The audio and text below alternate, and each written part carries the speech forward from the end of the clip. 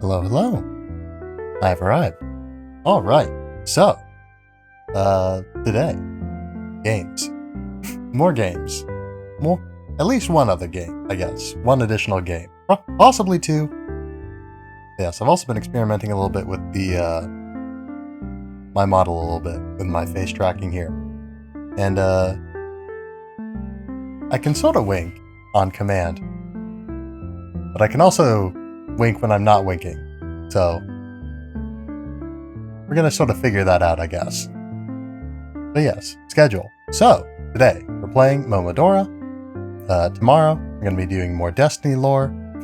Next Tuesday, we're going to be doing, we're going to be continuing the, actually, I don't know what we're going to be doing necessarily. I assume we're probably going to be getting back to the Borderlands series. Either way, we're going to be collabing with Altariana, Chevy Sheps, and Judo Kami. As per the usual, that is the plan. I don't anticipate any schedule issues like last week that will prevent me from being there at the new usual time. And I just realized I haven't talked about any times. My apologies.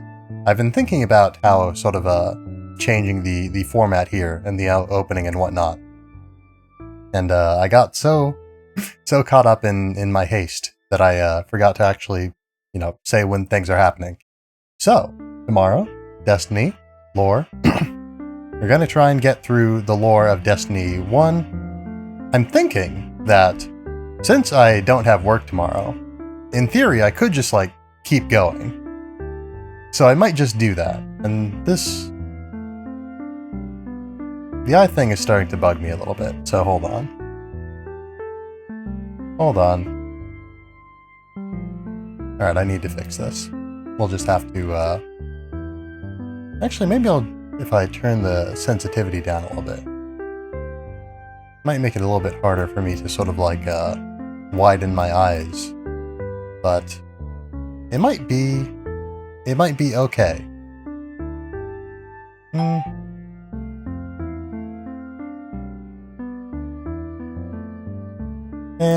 don't know, I think we might just have to turn off separate eye blinking for the time being.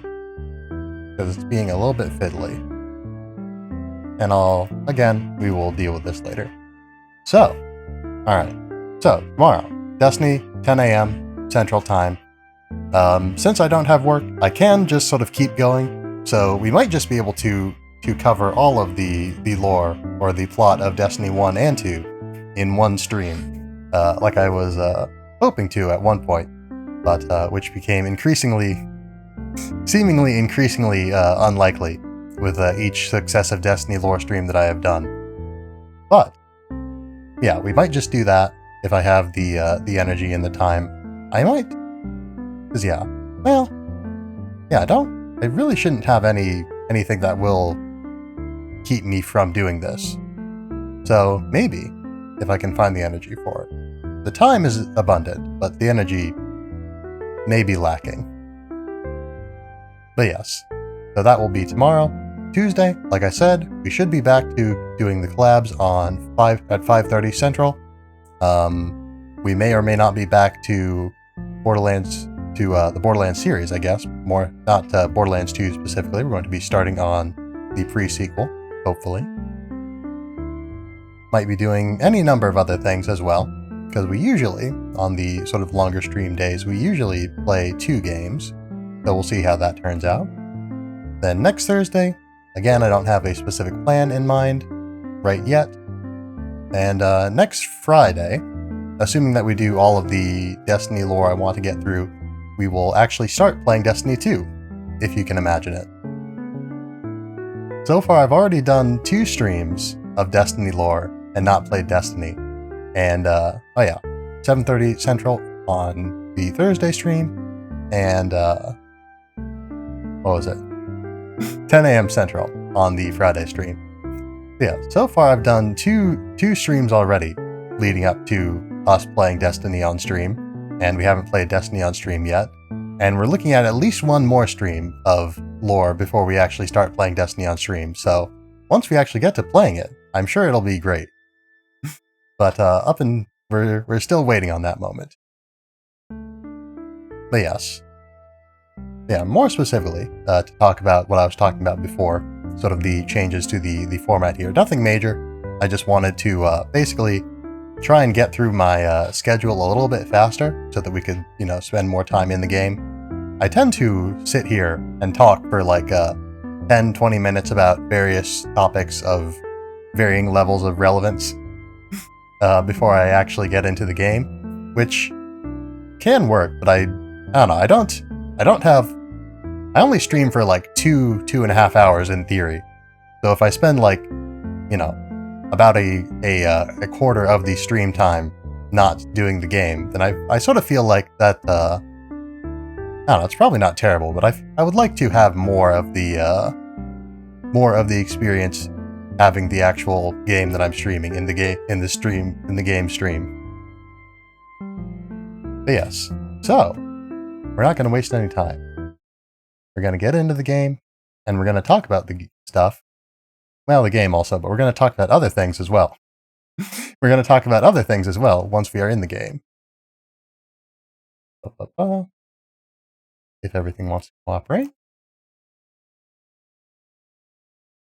But yeah, I usually also do a little intro to the game before we actually start the game. And I'm going to not do that probably this time. I'm going to just play the game. Well, I'm going to do the intro while we're playing the game, but yes. Momodora. So yeah, this is a series of... Oh wait, hold on. In the land of KoHo, common are the sacrifices of maidens. Hope of recreating the world is a better place to live. Not all accept the rituals, though.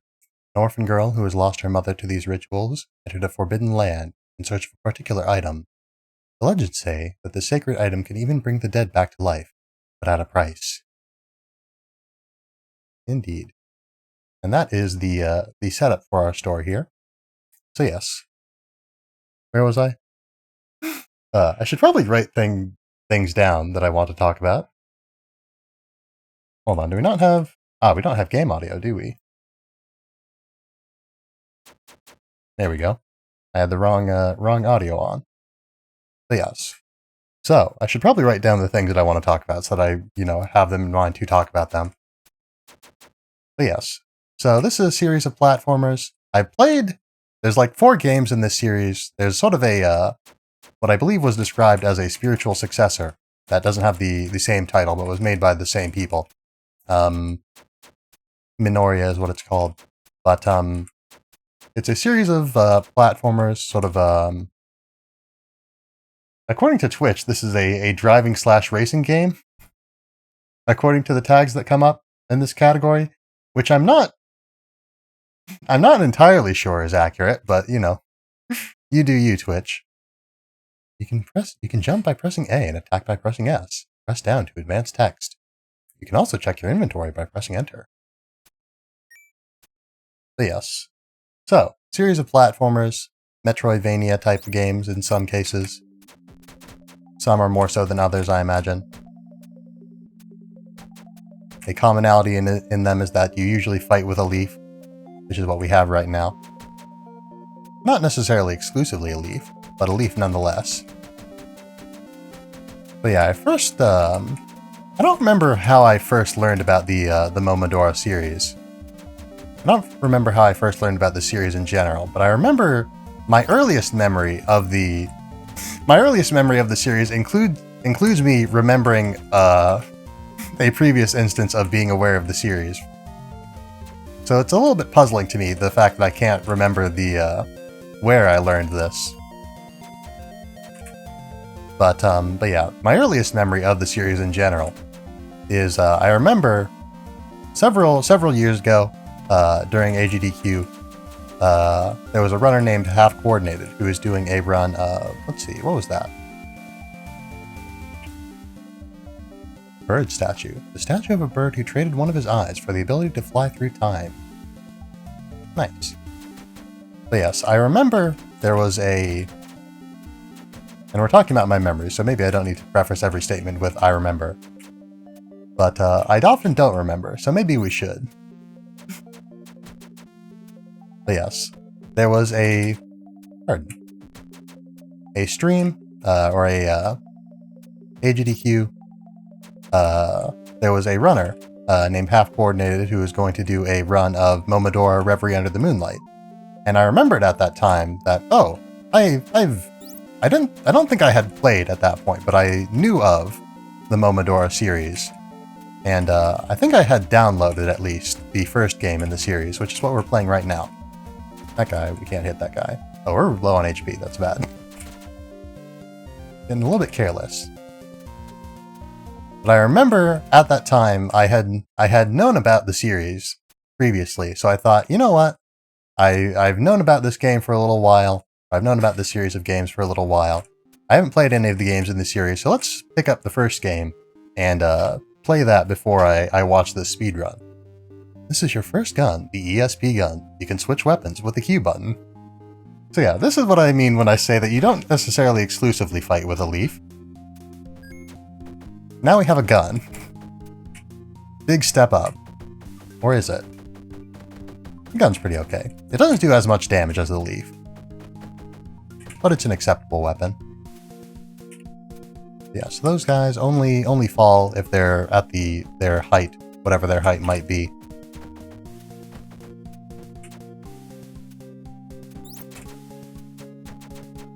Yeah, there's other weapons in this game as well, but we'll get to those as we get to those, I imagine. And so I figured, you know what? I will play this game in the series because this game is free. I downloaded it originally off of their website, but you can get it on itch.io or itch.io. For the longest time, I've worked under the assumption that the name of that platform is itch.io, but I've never actually heard anyone else pronounce it like that. I've only ever heard it pronounced as itch. No one ever puts the .io. At least, again, no one other than me, to my knowledge, does that. At least not regularly. That being the URL. So yeah, the people who made it, Ardine, as seen in the presented by section, at I was going to say the front of the game. I guess that's not entirely accurate, but at the start of the game. Games generally don't have fronts, per se, like a book does. But yeah. This is a little bit different from what I remember. I think I might not have gone this way. I think you can go for a few different, I don't know, there might be some branching paths in this game. I remember there being them. I remember that being a thing, but I don't remember going down any of them. I've only ever played through this game once. Moonflower, a legendary rose that shines upon full moon nights. Golden flower, the sunflower worn by the sun priestess, Mama Quilla. Alright, do we have... Oh yeah, magical leaf. Your first weapon, a magic leaf capable of great cutting powers. Interesting that the gun isn't in our inventory, or at least not in the form that we can look at it and inspect it. But yeah, I don't remember this section, this little area. So I guess it may not have been that there were branching paths, per se, like different avenues of progression that you can get through the entire game along. It might just be that I assumed that there were, and didn't go down certain paths, just because I assumed that if I did, I wouldn't be able to get it back. Which is perhaps an erroneous assumption. But yes. So I played through this game. It took me about 3 weeks to beat the first time because I'm not very good at platformers traditionally. Ow. Might as well heal if we're gonna take damage immediately. Might as well not take damage immediately if we're gonna heal. There we go. Get out of here. Alright, let's just go, I guess. They're gonna make it difficult for us. I guess that's their job, they're enemies and all.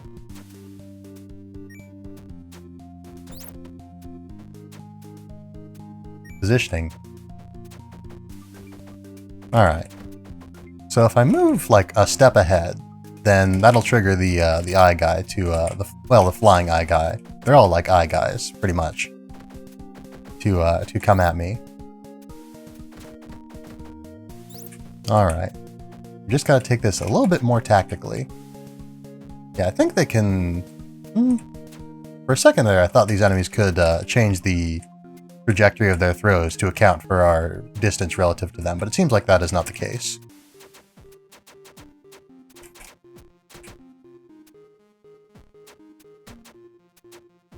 There we go.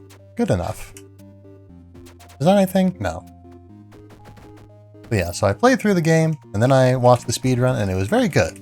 The runner, half-coordinated. Actually, come to think of it, I don't follow him on Twitch. I probably should. But yeah, he's a speedrunner. He plays with one hand. He has a condition that I knew the name of at one point, but that affects his ability to cannot effectively use his other hand to play games, as I understand it. So plays them one-handed and does so very well. So I highly recommend you all check out Half Coordinated if you have the time.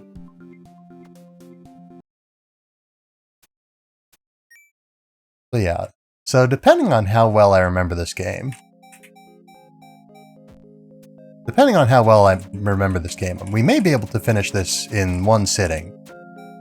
I feel like that's not terribly unreasonable. Ow. There we go. Yeah, I feel like that's not an unreasonable assumption. We just got something new.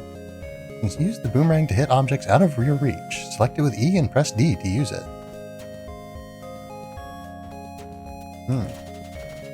Ooh.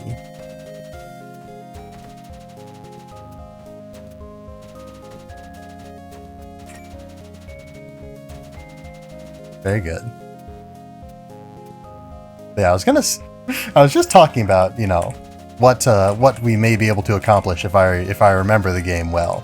And I realize now that I completely forgot that this was a thing, this boomerang. It's a very good boomerang. Do we have any lore on this boomerang? No, we don't. I guess I could have switched to the gun and hit that enemy a little bit sooner. Gotten rid of them a little bit faster than just throwing the boomerang at them.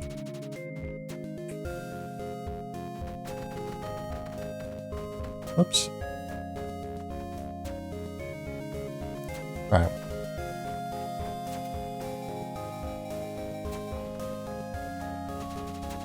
Okay. Figuring out my muscle memory on how to use the items. Yeah, I can't hit that guy with the gun. The boomerang angles slightly up, so I can. I can't shoot upwards, either.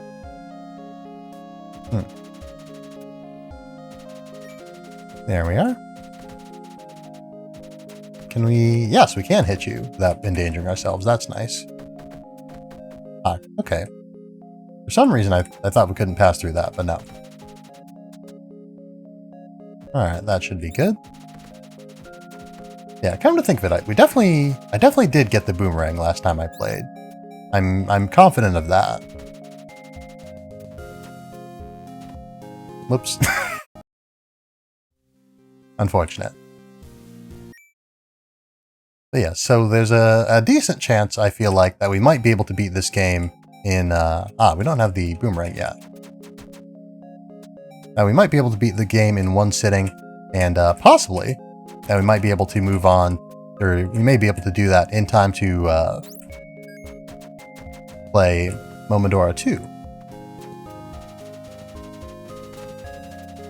I guess you're not a huge deal if we step back. And we won't spend the time necessary to kill you just because you're there. You're no threat to us right now.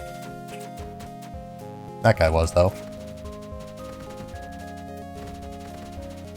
So yeah, I played Momodora 1, played Momodora Reverie Under the Moonlight, which I think is... Did I mention the name of the game that Half Coordinated was going to speedrun? I don't think I did, but nevertheless, that is what it is.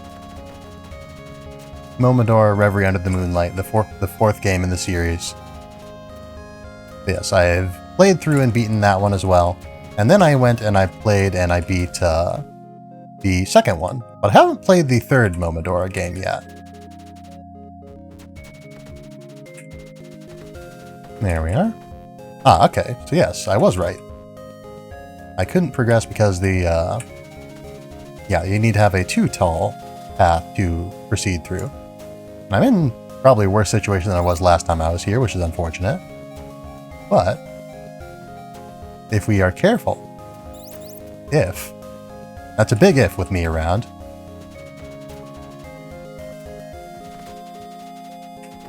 We can get through this just fine.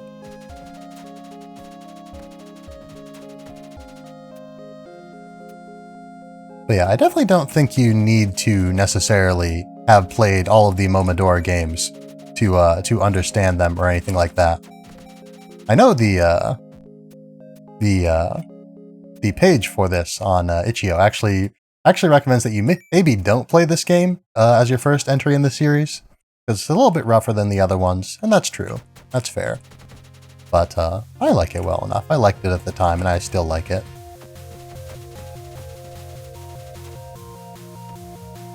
Oh dear. Actually, we can just shoot you with our gun, huh? Don't need to worry about the leaf. As good as the leaf is. And that's a situation where we probably should have used the leaf, but, you know, it is what it is. There we are. Yes, those projectiles can pass through walls.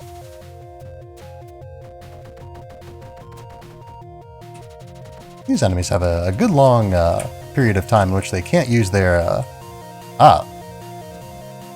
Okay, they drop pretty fast, huh? There we are. Very nice, very nice. Also nice. Alright, what are we going to get now?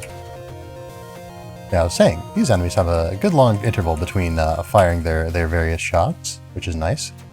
Oh dear. And we're back into a rough situation. But we will be fine if we are careful. If. We were careful there, so it's all good. It's all good. Get out of here, you. Boomerang. But yes, so I was saying that I wanted to talk about other things as well. So I guess we'll do that. So yeah, more specifically, another thing that I wanted to bring up was my sort of schedule going forward, my long-term schedule plans. Those being to Now there was another path on the right there, and we can't get back up now. So maybe there are branching paths. Or maybe I just missed something. That's unfortunate. Actually, this area is a little bit unfamiliar. Just a little bit, though.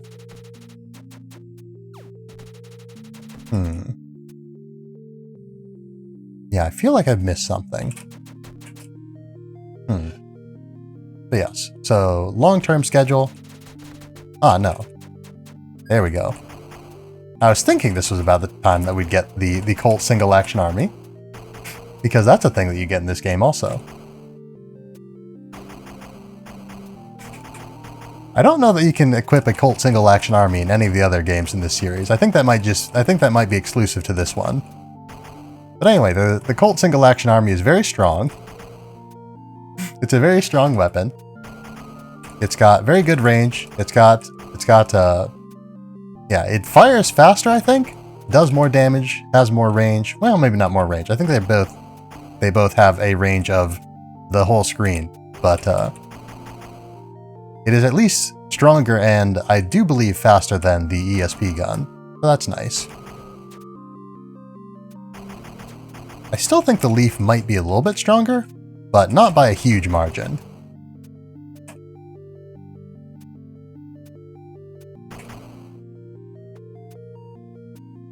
Speaking of which, we all know that guys with fans are weak to leaves.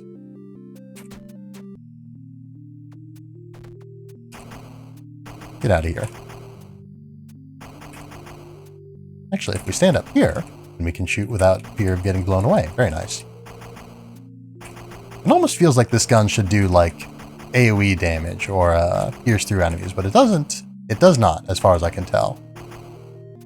But yeah, the schedule. So, the schedule, as of right now, we are still working on, I'm still devoting time off stream, the time that I would be streaming, because I would normally be streaming 3 times a week. Currently only streaming twice, or I'd normally streaming 5 times a week. I am streaming 3 times a week now.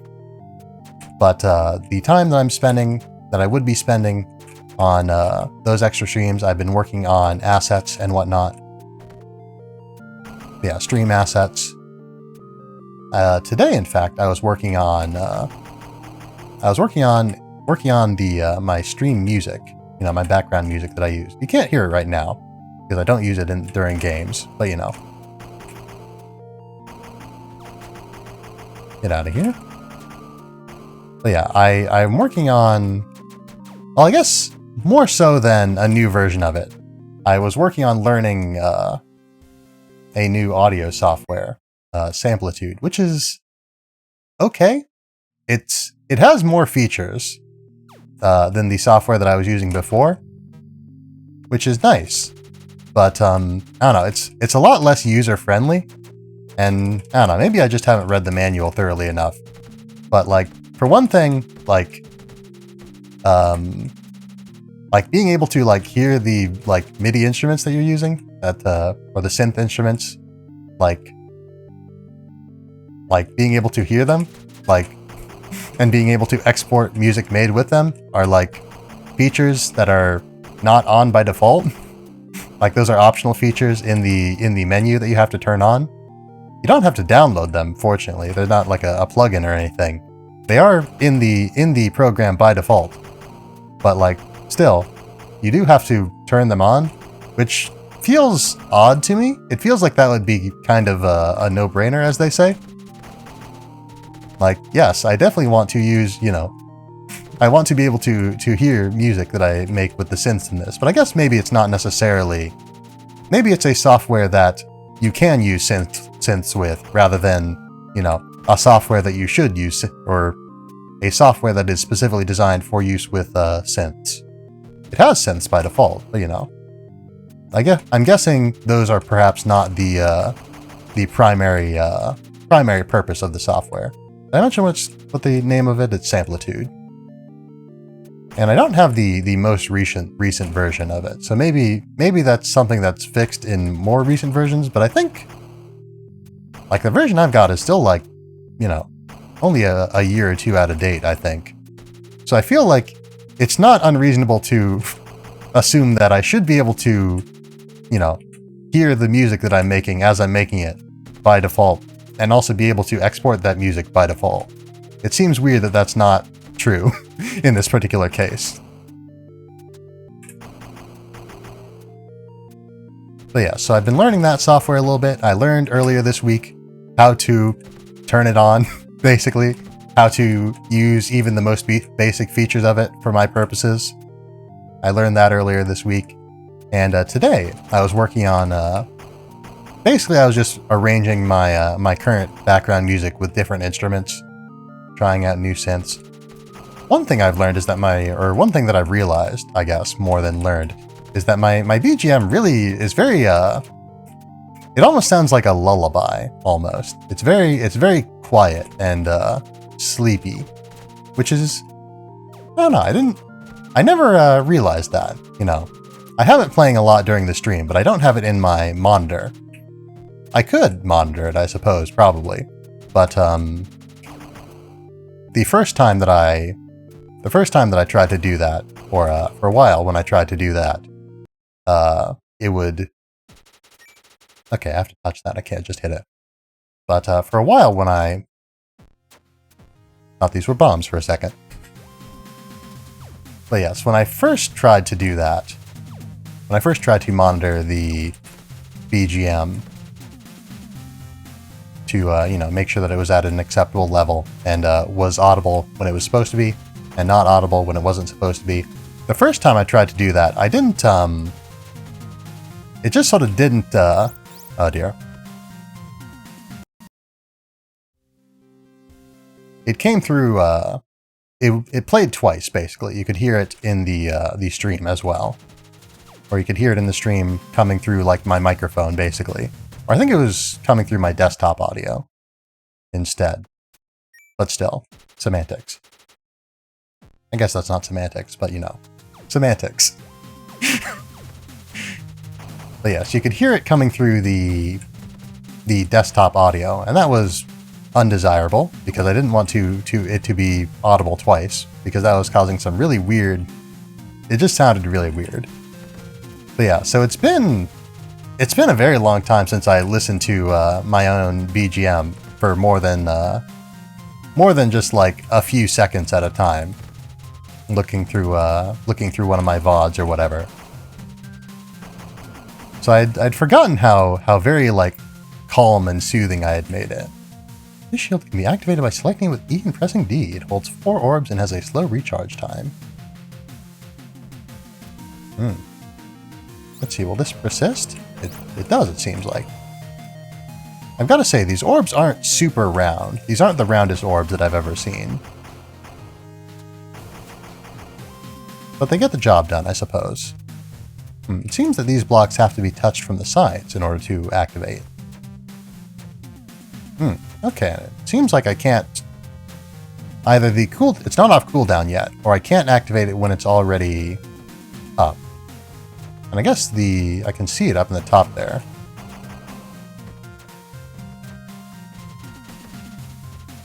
Okay. I'd forgotten what that meter was for.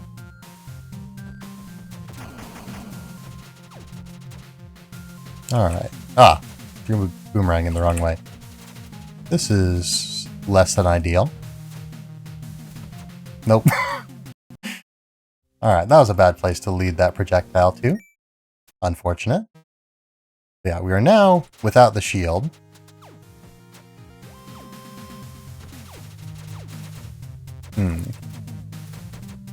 There we are. I kind of wish there was a faster way to switch to the cold. Oh dear. Well, do we want to make this a shieldless run? Not particularly. I want to get the item. Well, we've already not gotten an item. Do we want to start over? I guess we haven't been at this for too long. I guess I don't know that there's an item there. But I don't know that there's not an item there either. Because yeah, I definitely missed something. And I want to find it. And see us. So, let me regather my thoughts. Where was I? Okay, so, finally. Breath of the Wild in Japanese, I was planning on playing in the not-too-distant future, as well as Final Fantasy XIV in English, not in Japanese. But, I was originally planning on doing both of those at the same time, but I've come to the realization that maybe I don't necessarily want to do that, necessarily. For one thing, you know, that's just a lot of time investment to be done all at the same time. A lot of commitment. That was probably the worst possible way I could have gone through that. But I only took damage once, so it's fine. But yes, there's a lot of time commitment all at once, and you know, a lot of mental energy on a lot of different things. And moreover, I was sort of thinking that Final Fantasy XIV, since you pay a subscription service, or since it is a subscription service, you know, if I'm playing it, the plan was to be playing Breath of the Wild, playing through that 3 days a week, and then playing through Final Fantasy XIV on Thursdays. Which is all well and good, but it does mean that I'm only playing Final Fantasy XIV. Hello, Eye Candy. We're just talking about our schedule. But yes. So, yeah, how are you doing today? Get out of here. There we go. Not you. Just in case that wasn't clear. You may stay. And that guy's gonna fall. There we go.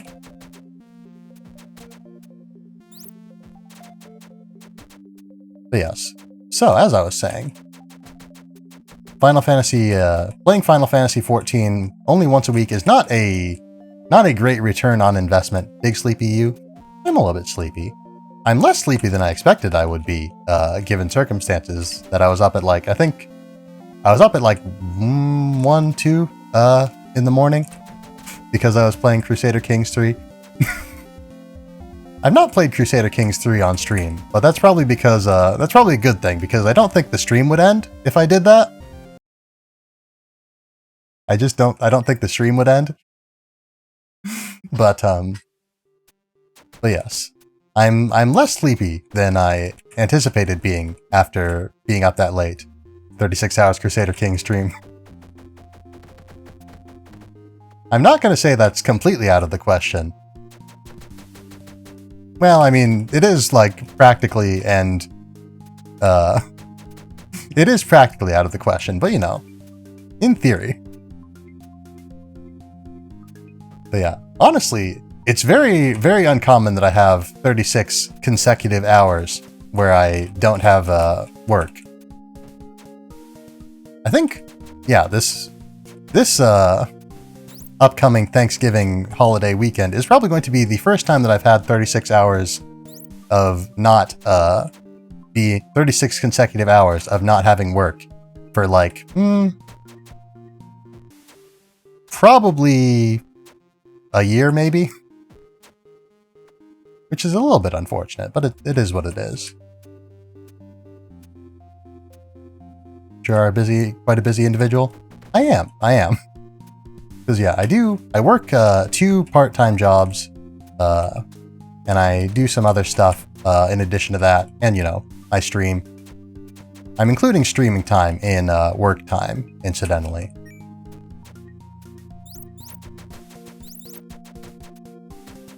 But yes, I am quite busy. I was thinking about that earlier today, and I realized that yeah, I have about somewhere between 1 and 0 days off a week, most weeks. So yeah, I used to have at least 1 day off each week. Now, whether or not I have a day off on any given week is there's about a 50-50 chance that I do or don't. Due to, again, jobs and various other commitments. But yes. So where was I? But yes. So, Final Fantasy 14.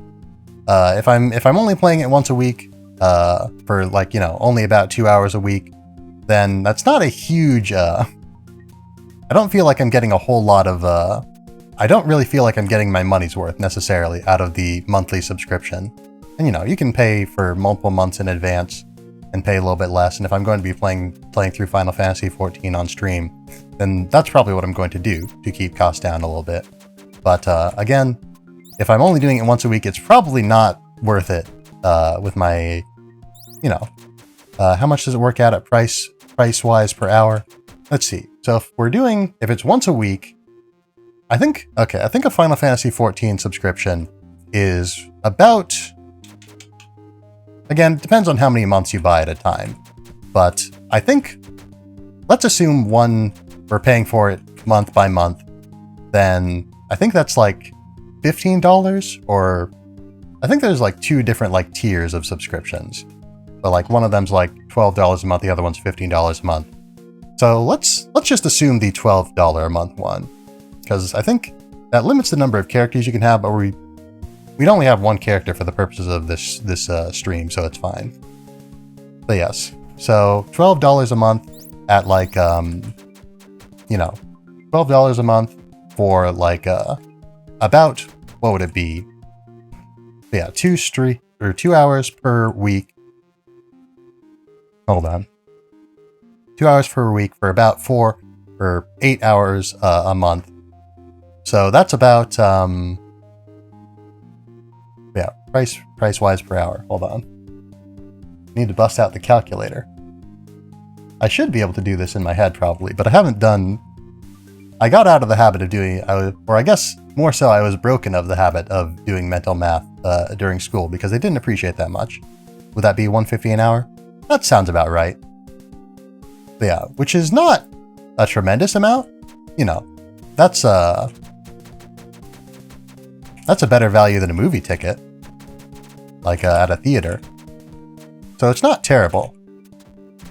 But still, you know, if I'm going to be paying however much a month for Final Fantasy XIV, I would prefer to, you know, be getting as much out of it as I can.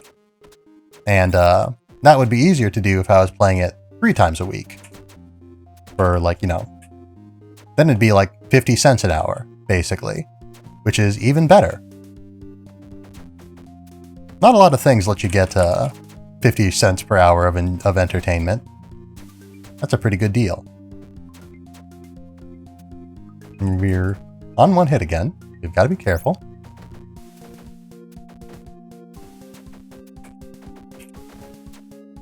You know, I've got to say, for platformers generally being one of my least favorite genres, and my self-professed inexpertise at them, I sure have been playing platformers on stream a lot recently. Most of the games that I played on stream have been platformers, come to think of it. Because yeah, Sonic Adventure, this, Momodora. Let's see. This is Momodora, incidentally. Should be obvious from the title, but you know, or not the title, but the category. But I wanted to make it clear there. But yeah, Hollow Knight. Did I already say that? I think I might have already said Hollow Knight. But yeah, only reason I'm not playing Final Fantasy XIV is it being paid subscription makes me feel like I need to play rather than wanting to. That's fair. That's fair. But yeah, personally, I do want to. I do want to play. I've been wanting to play for a good long while. I was playing for a while at one point, but I stopped doing so in college because 1, money, and 2, time. I didn't have enough of either of those to justify the continuous investment. But now I'm in a position where I can afford it, and I'm also in a position where I can, easily dedicate, up to 6 hours or more a week on it as part of the stream, if I felt so inclined. So I want to play it in the not too distant future. Yeah, I want to play it in the not too distant future, and we'll see how much of it I play through. I don't really want to do a whole lot of sort of more high-end content or like high-level content, end-game content. More so, I want to play through the story mostly. But part of that is just to keep the time investment to a reasonable amount. For the same reason, I'm not going to be playing a whole lot of different classes. I'll probably just play 1 or 2. I was thinking of playing a different class for each expansion, but I feel like that would probably take a long time to get each class that I played up to level for each expansion. Or I guess they're not classes; they're called jobs. But same idea. But yeah. So again, in short, that's an instant kill. Unfortunate. Okay, we don't have the boomerang again. So, let me collect my thoughts again. So, Final Fantasy XIV, again, probably not going to be playing a whole lot of different jobs. Probably not going to be playing a whole lot of end-game content like raids and stuff. Definitely not going to be doing much grinding on those. But, casually enjoying it, I suppose. Now that I have the opportunity and the desire to once again. But yeah, again, that's a ways off. Again, I was originally planning on doing it, 1 day a week while I did Breath of the Wild. But yeah, we're going to have to. I feel like it would the wisest investment would be to wait until I am done with Breath of the Wild, so that I can make so that I can make Final Fantasy XIV be sort of the primary project, the primary game project. And I walked into the instant death radius explosion as well, again. Unfortunate.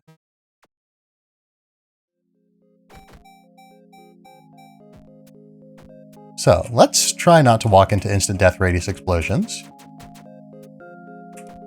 Those are pretty bad for you.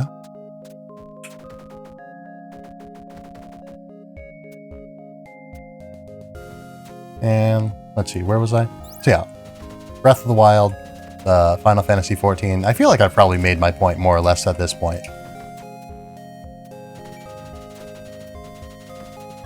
But yeah, still not 100% clear on when I'm going to get back to, you know, working on my sort of major game projects again. I don't know, the phrasing of working on major game projects makes me sound like I'm making the games, but no. Playing through, I guess, yeah, full-time, not full-time, but playthroughs. Playing the same game multiple days a week. Oh. Alright, so that didn't kill me immediately that time.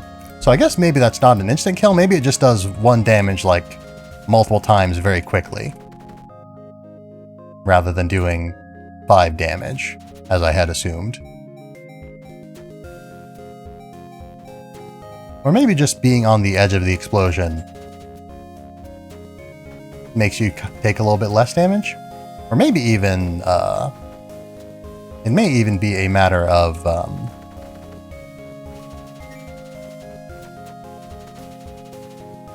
what's the word I'm looking for? Yeah, being on the edge of the explosion radius might potentially cause you to take a bit less damage than you would otherwise.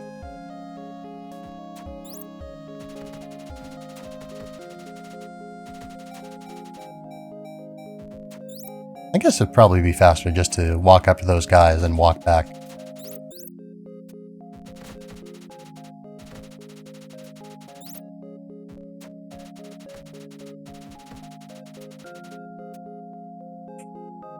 Alright, okay. I was a little bit worried that that enemy was going to hit us, but no, we're good.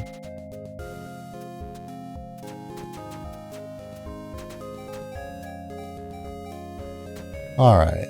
Good, good. We are... yes, we are at the next save point. So yeah, I think we're 1 or 2 checkpoints away from the area that I failed to find the... or that I went the wrong way in.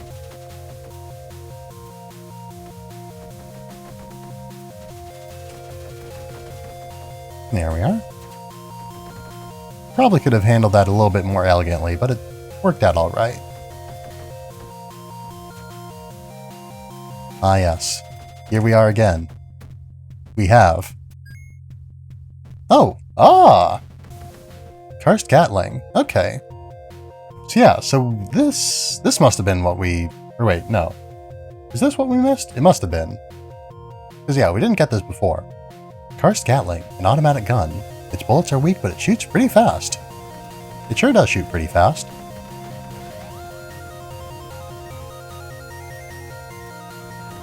Very nice, very nice. So yeah, I think this must have been what I had missed.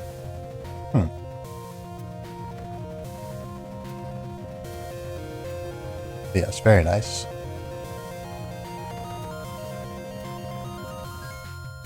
And this one's new. I guess we'll go over the descriptions again. Yes. Magic Leaf. Your first weapon. A magic leaf capable of great cutting powers. Sunflower one golden flower. The sunflower worn by the sun priestess, Mama Quilla.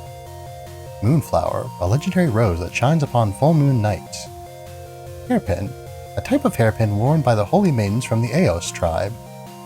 Bird statue. The statue of a bird that who traded one of his eyes for the ability to fly through time. But yeah, so we definitely didn't pick up the Karst Gatling before. So I was thinking we were getting close to the area where I missed a thing. And it seems that we were even closer than I expected, because I thought we were still like a few screens away from being able to get over there.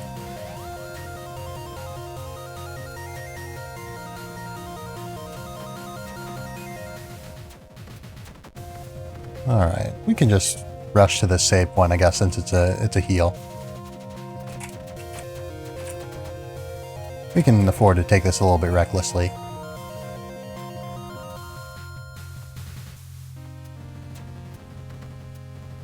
Very nice, very nice.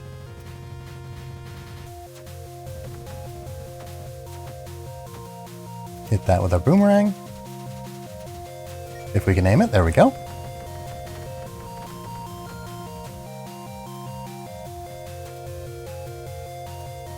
Yeah, so I guess to bring it back to the topic of the stream music, the BGM that I was working on, I feel like I want to make another version of it, I guess, not another version of it, rather.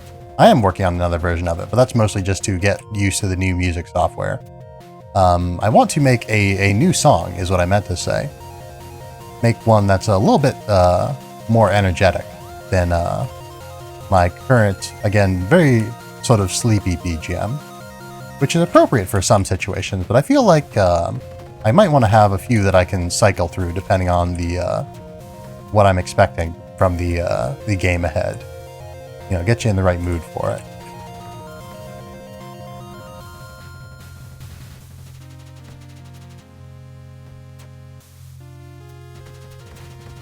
Yeah, plus, you know, making more music is always nice. Almost forgot that enemy could shoot through walls for a second there. And I did forget that dropper drops faster when dropped by an enemy. Alright, so we have the boomerang. Ah, we don't have the Karst Gatling. Which is strange. We definitely should. Because yeah, that was, I guess, oh, maybe that's not a save point. Maybe that's just a heal.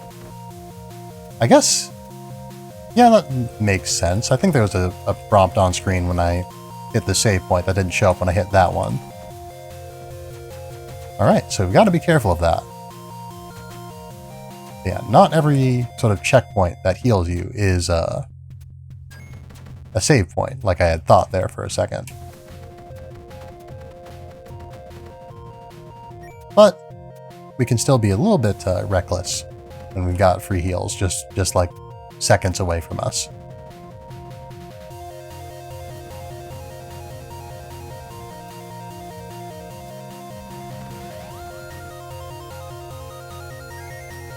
Alright, got the hairpin again. Shoot through that. Can we get out this way? No. I guess that's sort of a way to get in here if you fall.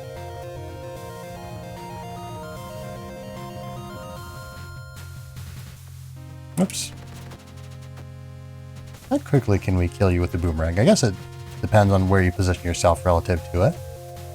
Because yes, it can hit the same enemy multiple times in a single throw.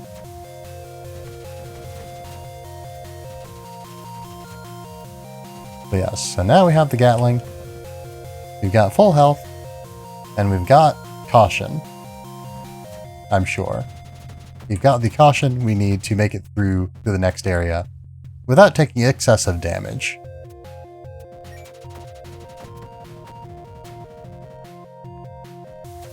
We can make it to the next save point, I'm sure. We did it before. We'll do it again. There we go. There we go. No dropping for you.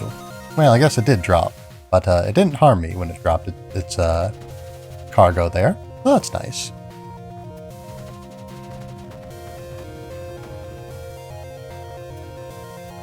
But yeah, so I think I might have mentioned it earlier at the start of the stream, but yeah, Thanksgiving. Happy Thanksgiving to those who celebrate it. I know not everyone does. I guess more specifically, it is American Thanksgiving. Because I think I have just died and lost my Karst Gatling again, unfortunately. But yes, if I remember correctly, they celebrate Thanksgiving in Canada on a different day. And I don't think they celebrate it at all outside of North America. Esp Gun, yeah. But We've already gotten it like twice, so we can get it again, I'm sure. I guess, yeah, that's not the trick of it. The trick of it isn't getting the gun, because we can get the gun pretty easily. The trick is getting the gun and living. And that would be it. That's a task that's best accomplished by not being very careless.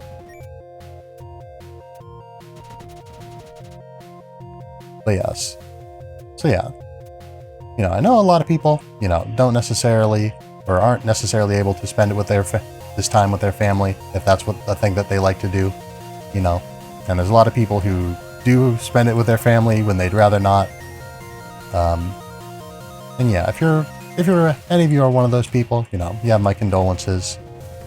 But yeah, I hope that you've been having a nice thankful day for what it's worth.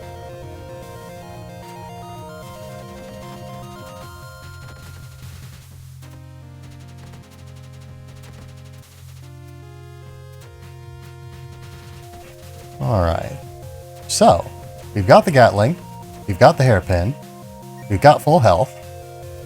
Now let's do our best to avoid losing too many of these things. We can lose the full health, but you know, not all of it, ideally. And we can exercise basic caution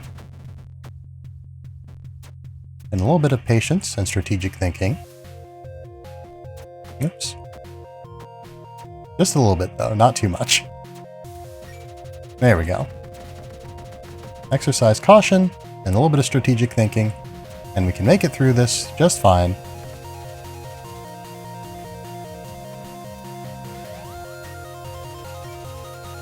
But yeah, so more so than anything, I alluded to this again earlier, more so than anything to me this year. Yeah, one of my friends can't participate in Thanksgiving with her family this year, lost her voice, and has 3 different contagious ailments. Big rip. That is a big rip. I'm sorry to hear that. Good health to all. Yeah. That is a great well wish. Indeed. Alright, let's not squander our own health by getting shot. There we go. Alright, this is a screen that was challenging to us. But we made it through the worst of it, maybe.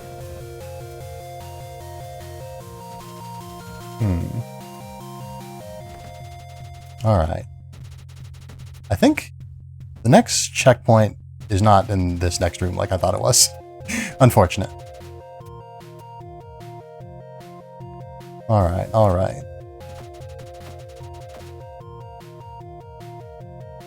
Alright, alright. So, we've got 1 hit point. We have again got to be careful. Very careful. We got one of these guys, and that's going to be a real issue if they make their way up here.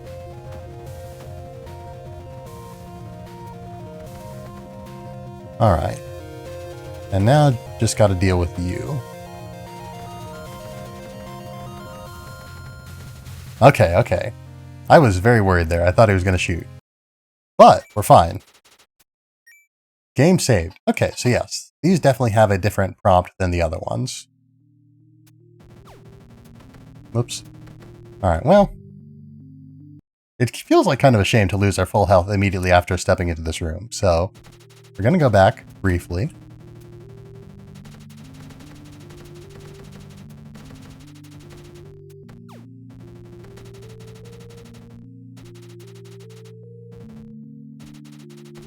Clear this guy out. Very good, very good. Alright. Here's the, yeah, here's the next weapon. The Colt Single Action Army. Which I believe... I'm not 100% sure if it does the same amount of damage as the Leaf. I think it might still do a little bit less. But it's the most powerful ranged weapon, I do believe.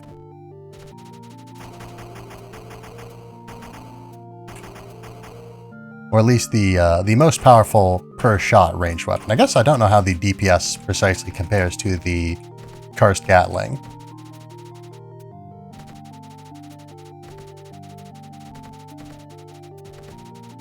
Very good, very good. But yeah, so I guess to finish the thought that I started, because of Thanksgiving, I've got like the today and tomorrow off completely. And on Saturday, I only need to work 2 hours. And then, not related to Thanksgiving, but I also have Monday off from one of my jobs. I still have to work another of them, but one of my jobs I have off on Monday. Yeah, I don't work every job every day of the week. A little bit low on health now, unfortunately. Yeah, so I think the cursed Gatling and, you know, the hairpin must have been what we missed last time. Because, yeah, I thought there was another place, or I thought the place where we missed the thing was a different place, but it seems like not. It seems like the Gatling was what we lost, or what we... Actually, didn't we have the shield at this point? Maybe not. I'm not sure at this point.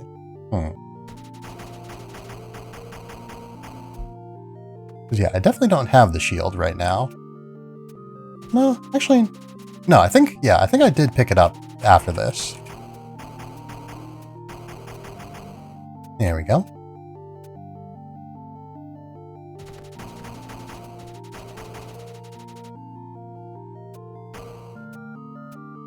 Make a little notch for ourselves up here. And now we can fire with impunity. Trying to press multiple attack buttons at the same time to maximize my DPS, but a little bit harder than it sounds, maybe. I can't get this stuff down. How am I supposed to get my rotations down for when we finally do play Final Fantasy XIV? Alright, so if I'm estimating...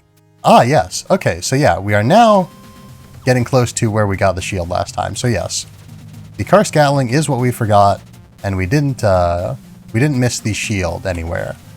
We're still coming up on it. And yeah, there it is, in fact. Taking a lot of unnecessary damage there, unfortunately.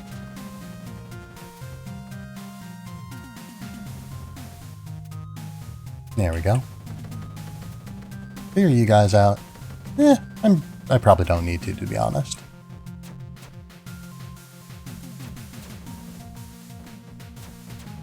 I was going to test if you could recast the shield before it was depleted, as long as the bar was full. But it looks like we're not going to get that chance right now.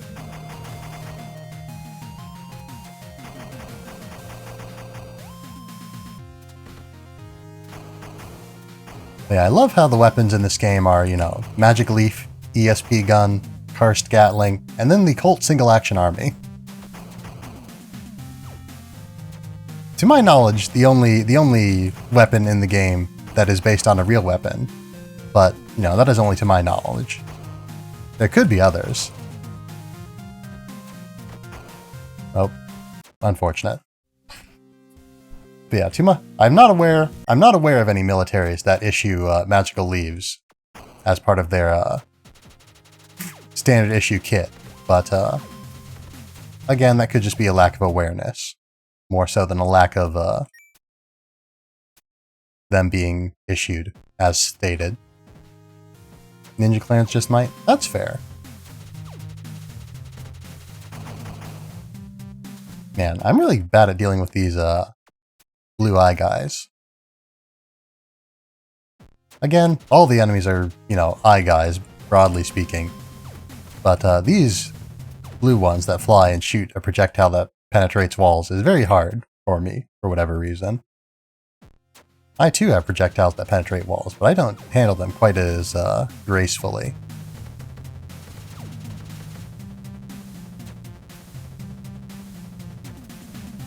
I should say I have a projectile that penetrates walls. And I guess that guy's already behind us, so we don't need to worry about them.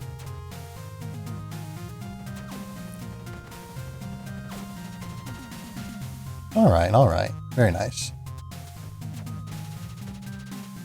Did that not hit him? Well, alright, I want the shield. So, we're gonna have to start over.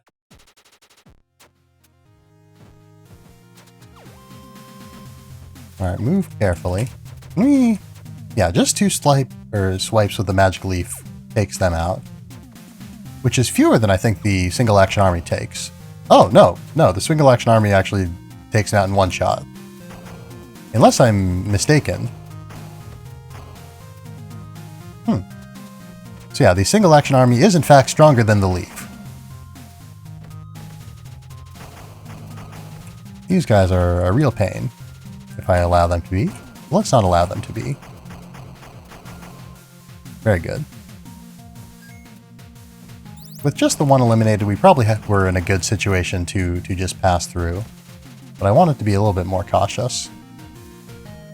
Here we don't really need to eliminate any of them, I don't think.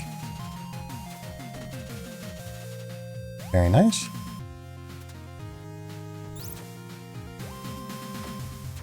Alright. And I think, yeah, there's another guy that shoots wall-penetrating projectiles here.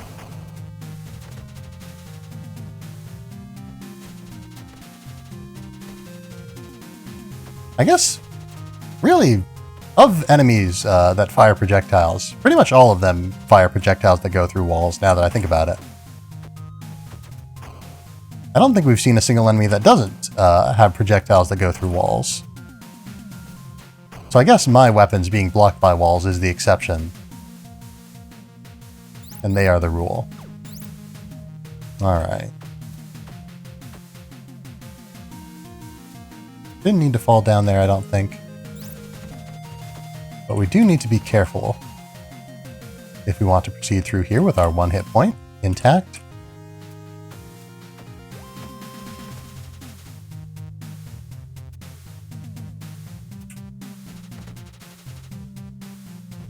Alright. So we can... Leaf goes through walls? Yeah. Not very far. The leaf only has so much range on it, but it does go through walls. And the boomerang goes through walls as well. I guess I should, like... I've got the shield now, I should use that.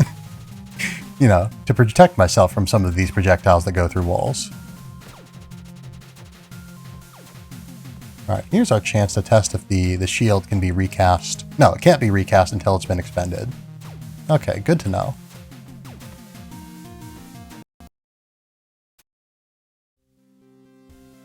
Alright, at least we've learned something.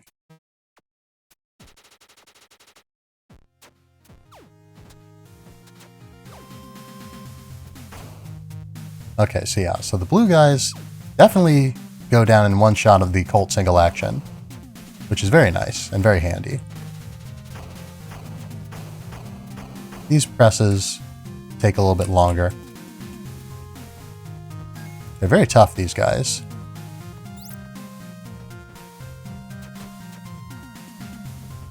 Oops, there we go. I guess I really don't need the Colt to deal with them.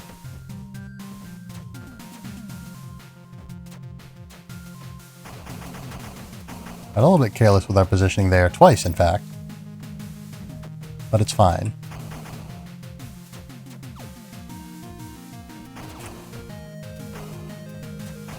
It's fine. We're going to make it fine.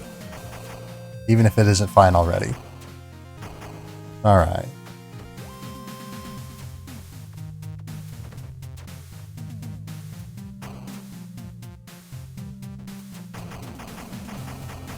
This is kind of a rough spot, and I could have handled that better by a long margin.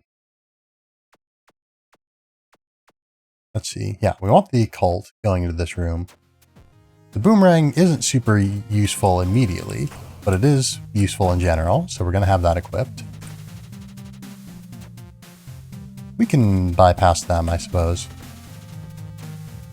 I would still like to have one of these guys eliminated. Maybe the Gatling would be more effective in this situation. Alright, shield.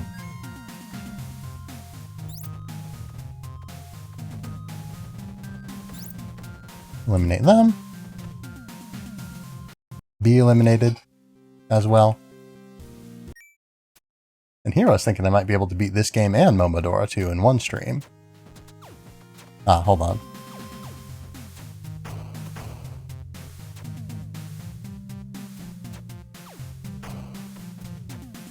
You know, I made the joke earlier that I don't know of many militaries that issue leaves, magical leaves, as part of their equipment. I guess I don't think they issue single action armies anymore either. I think they're obsolete.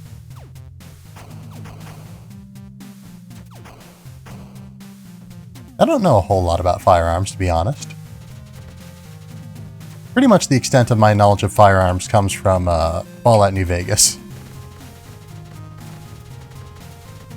And not even like any of the Fallout New Vegas mods that add like, you know, more realistic firearms or more real-world firearms. I just sort of... I have a vague knowledge of guns from... mostly from just sort of playing the game and reading some articles on the wiki and the trivia sections and seeing how they are related to actual weapons. And even that, not all that closely. Alright, activate the shield. Get through this area pretty much unscathed.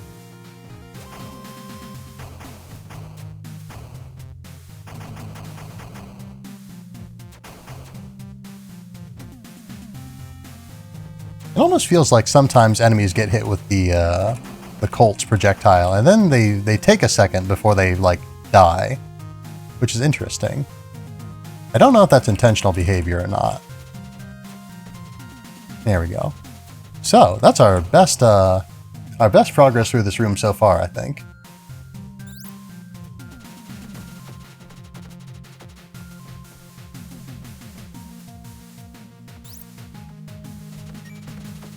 Ah, now we've set these guys free, which I didn't want to do. But it's fine. Alright. Alright. Nope.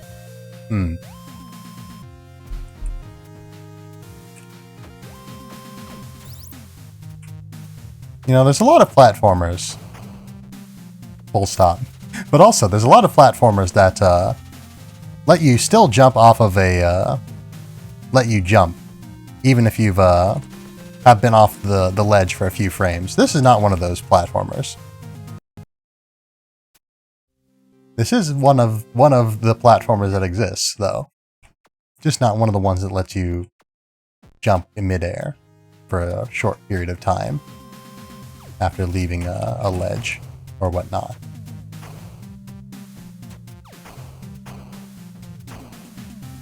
Alright, we dealt with that somewhat poorly, and we dealt with that even more poorly.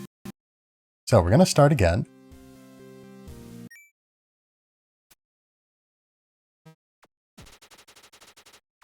I'm still confident we can beat this game at least on tonight. No, not like that, we can't, maybe. Alright, so we're going to try this again. We're going to take a second to center our thoughts, and we're going to plan and execute with confidence. Well, we've already taken one hit. We've already taken 2 hits, even. So things could be going better.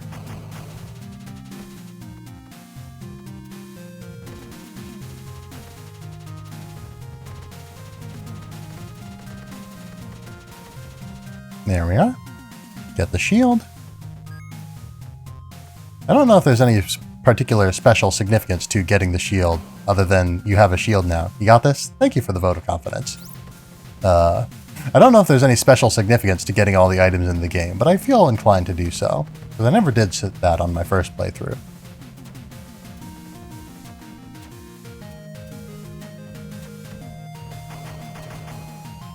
Alright, dodge that.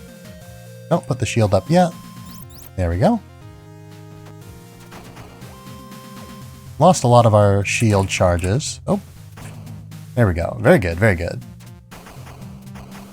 The game claims that those orbital shields are orbs. I'm not entirely convinced that that's what an orb is. I don't exactly have a degree in orbology, but I'd like to think that I know an orb from, what would this be? It's not hemispherical, because it's not half of a sphere.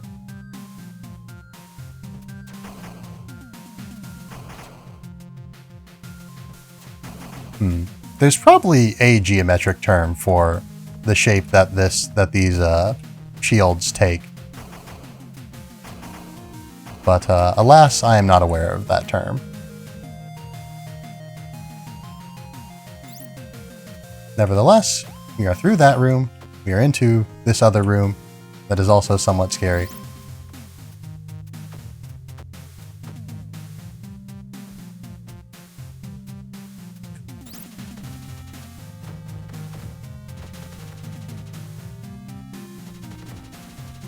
Alright. So, that enemy's gone. We can deal with these enemies with impunity from here. And we can reset the entire room on accident also.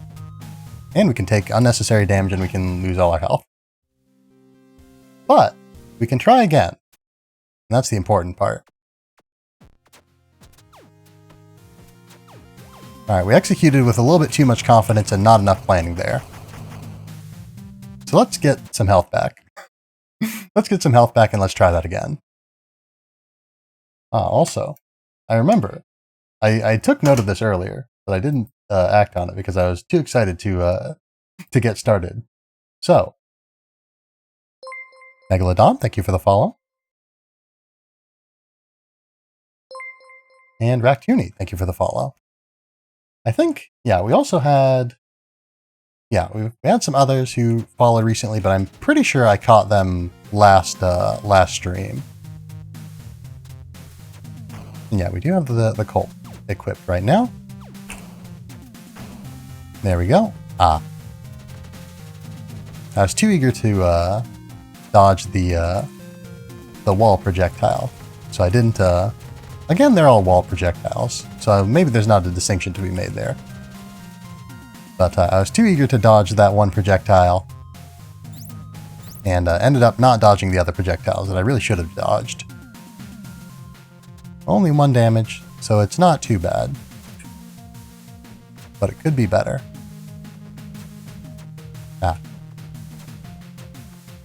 It'd be kind of nice if you could cycle both ways through your inventory. But alas, you cannot.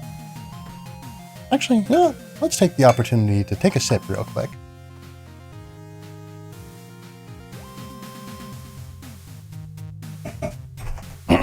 Take a sip. Adjust posture. I encourage you to do so as well, if anyone is in need of doing that.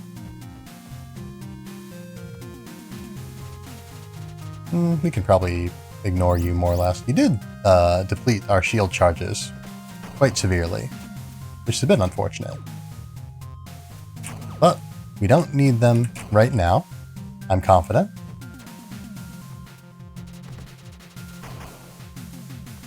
Put out the shield again. Keep the boomerang out.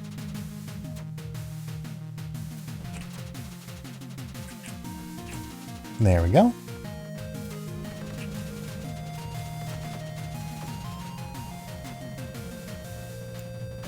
Deplete those. Oh. There we go. Smooth sailing, smooth sailing.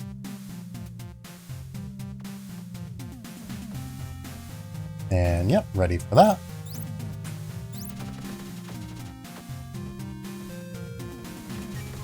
Oh. Wasn't ready for those enemies to come through, but we're fine. It's all good.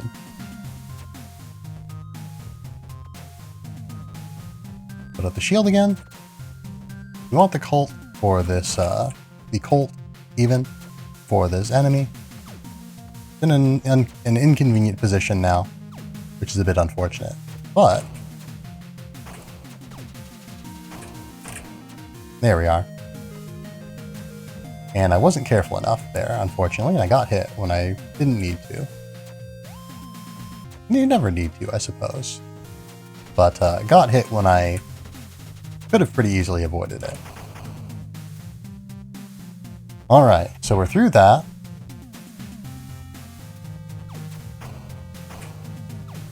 Alright, alright.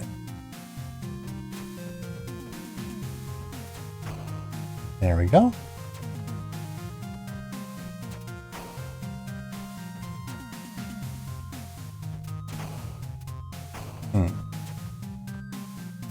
There we go. Hit you with the leaf. Because that has the most horizontal ranges, or vertical range, rather. No, the guns have more horizontal range than the leaf. Oh. Okay. For a second there, I didn't consider the implications of what was just about to happen on that bridge, made of platforms that go away when you touch them. Are you familiar with the Konami code? Up, down, left, right. B-A... I don't have a start button on my keyboard. What would be the closest equivalent?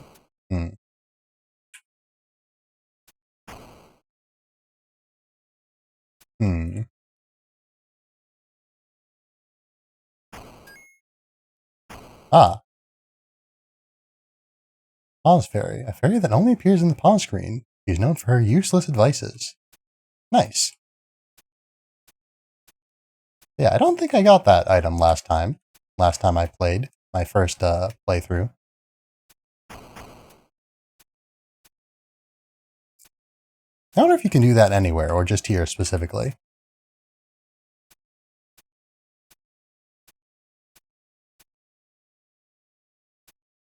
I could have salvaged that, I guess, and not fallen quite as far. Alright.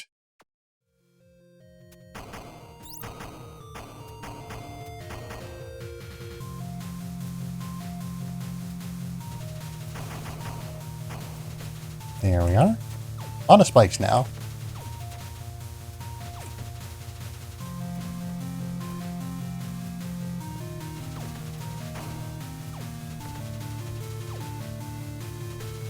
Get out of here. That was perhaps unnecessarily risky, but we made it through just fine. Alright, this is the Chaser Bazooka, a homing missile weapon. The missiles are weak, but they may prove to be useful. Presumably this will chase things when there are things to chase. Yes, they will. Or yes, it will. It is pretty weak. It is pretty weak. And yeah, we can't hold down the shoot button for it, unfortunately.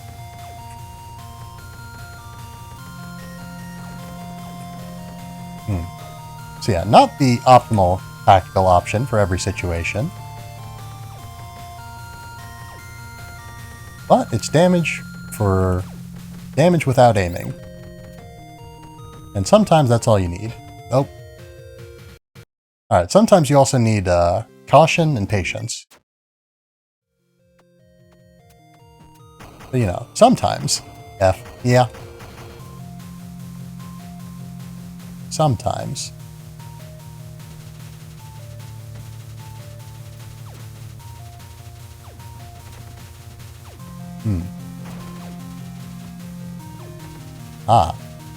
The Mercy invincibility time is pretty short in this game, huh? I just realized. But yeah, I took a lot of damage there pretty fast. Can we... We can't make our way back, I don't think, so we've just got to proceed with the 2 hits.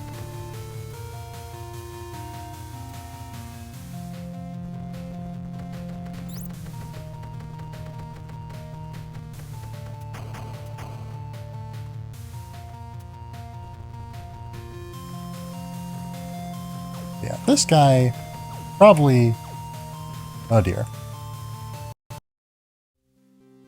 I was going to say, is probably best dealt with the Colt instead of the Chaser Bazooka in this particular instance, but we've... that particular ship has already sailed. I was very worried there for a second that I wasn't going to make that jump.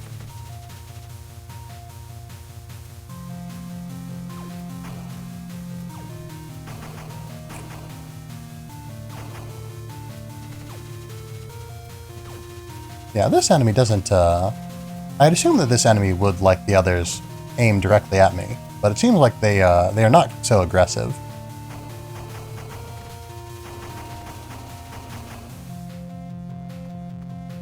So, we're going to throw up a shield. Going to keep the Colt out.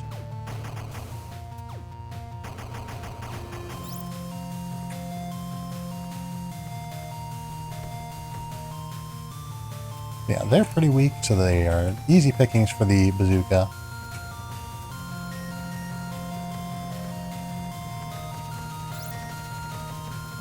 And for the karst gatling, I suppose.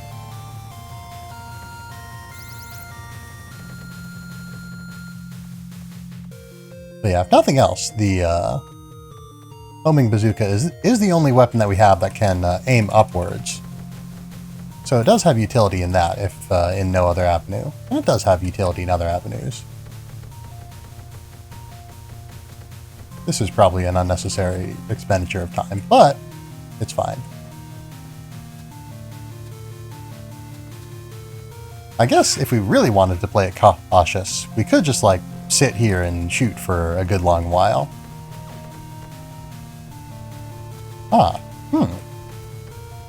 So this one is aiming at me a bit more aggressively than the other one was, which is surprising. But yeah, the direction you're facing doesn't seem to have any real bearing, if any bearing whatsoever, on which direction the bazooka projectiles travel. I've gotten myself in quite the situation here. Well, I'm out of the situation.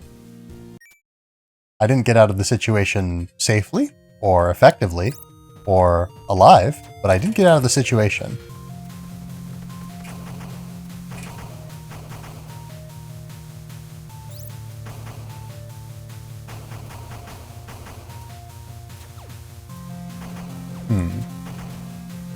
No, this one's aiming for me as well, so I guess... I don't know. I don't know why the other ones didn't seem to be aiming for me quite as much. Or I don't know why this one wasn't aiming for me quite as much before. I guess maybe I was just in sort of a weird position for its targeting, whatever its targeting AI is.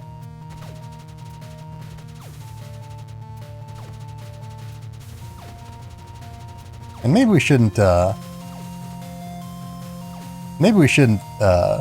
be so careless and run directly after the enemy. Just maybe.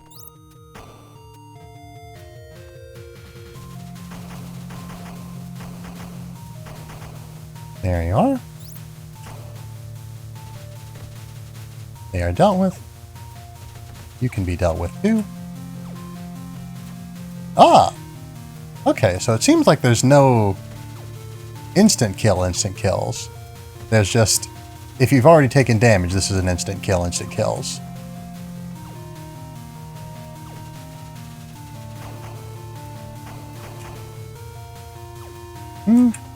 Well, I was gonna say maybe we could just avoid this guy, but it seems like we could have. We didn't, but we could have.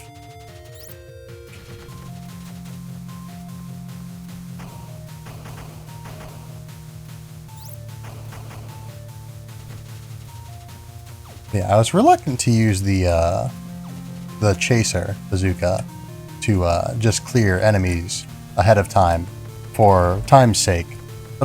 But I guess restarting, and I guess I don't need to shoot this enemy at all now, but restarting is also going to take a lot of time. So maybe I should weigh the benefits of just sort of soldiering through versus actually addressing our problems.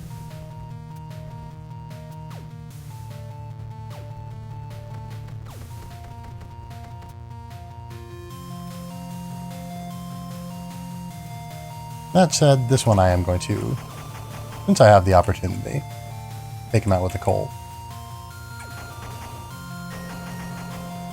Alright, this enemy, I don't really feel the need to kill that press up there. I don't know that's what they're called, but that's what I'm going to call them.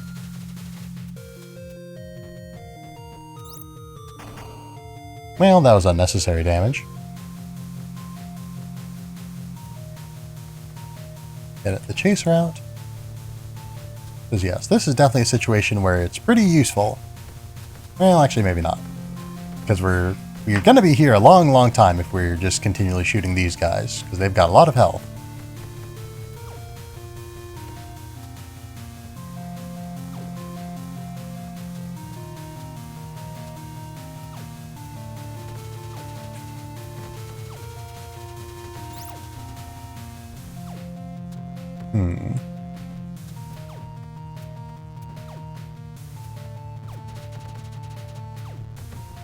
Yes, the ever-present need to go fast versus the somewhat greater need to stay alive in order to make use of the speed that we achieve. The eternal struggle.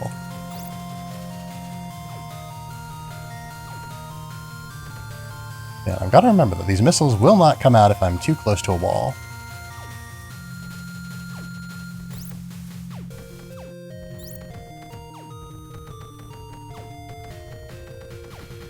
Yeah, I don't need to be, I suppose, too cautious here. I should be more cautious, maybe.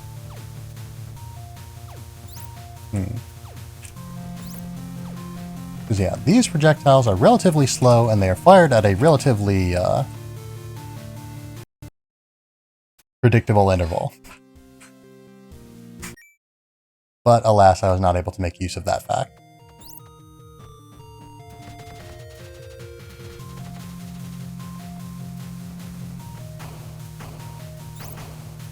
These big guys really have a lot of health.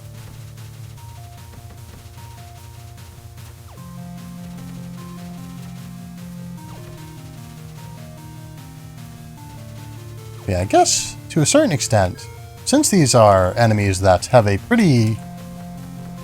They have, like, you know, a very defined area of, we will not shoot here. You know, if you are behind them, they can't turn around to face you, and they will not shoot.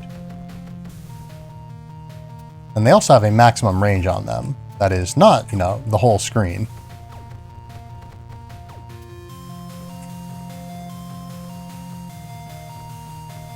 Alright, let's set ourselves up to do damage here.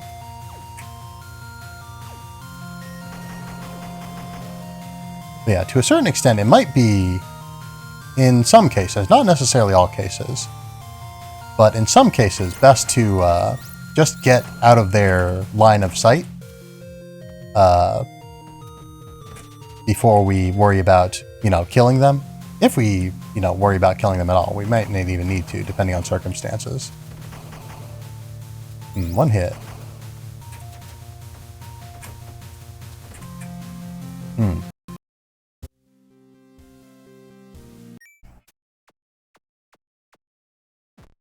I'm still not 100% sure if the Colt actually fires slower than the first gun, the Esp gun, or if it just sort of feels like it. It definitely feels like I could have hit that if I had had a faster fire rate. Or I could have dealt with those enemies if I had a faster fire rate.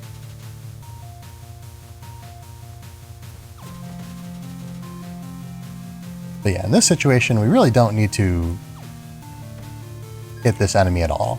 We can avoid them thusly.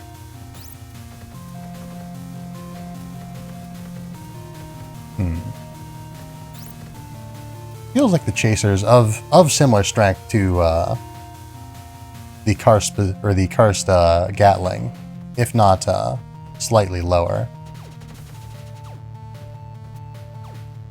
Yeah, in this case, I definitely feel more secure taking this enemy out versus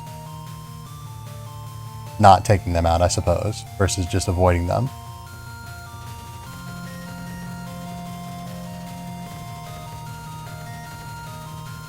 There we are. There we are. Yeah, the Karst Gatling does have its benefits.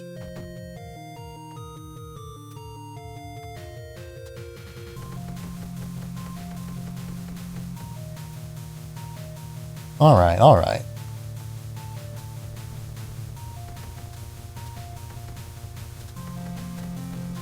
I'd like to hit some of these guys sort of rotating around, but I don't think that's necessarily in the cards.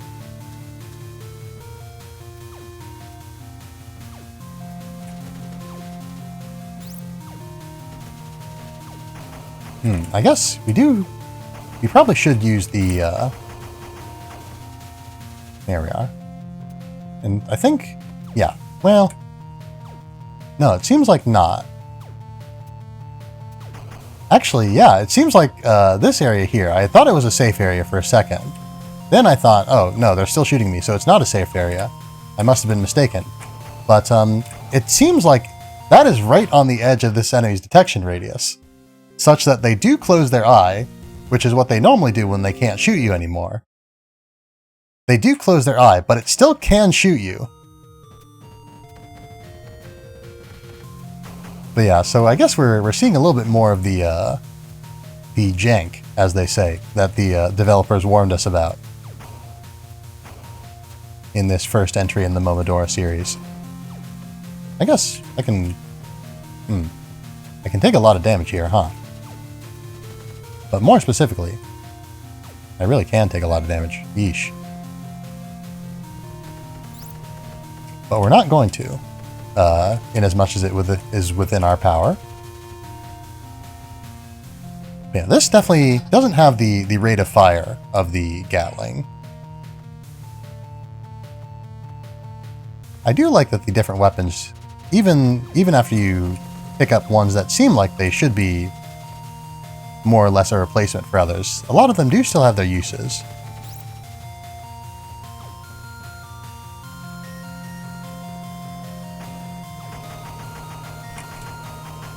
I very easily could have jumped into that projectile and not had a good time.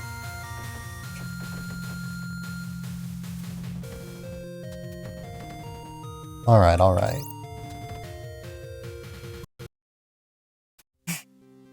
Unfortunate. So yeah, so it looks like this might take us more than one stream.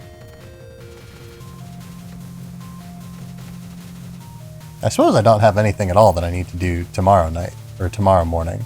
Well, I guess, I was going to say I don't have anything to do tomorrow morning. I do have another stream tomorrow morning, so I do need to be in bed at a reasonable time, so that I can be ready for that. Ideally also catching up on some of the sleep that I missed last night due to Crusader Kings. So, you know. Yeah, we can't stay too long.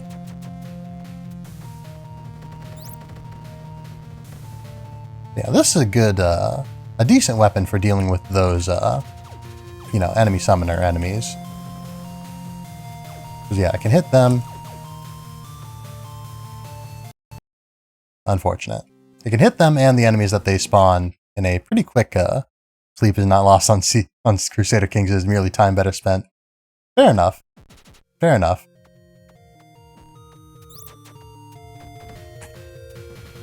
Alright, alright. Yeah, again, despite the appearances to a certain extent, the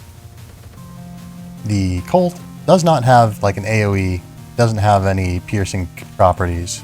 It just hits an enemy and it hits them.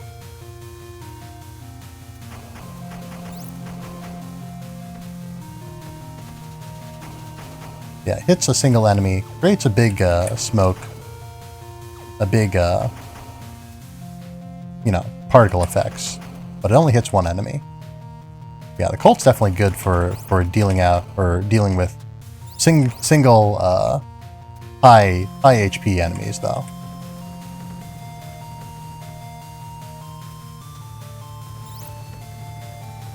Each of the weapons has its own tactical purpose. Very nice.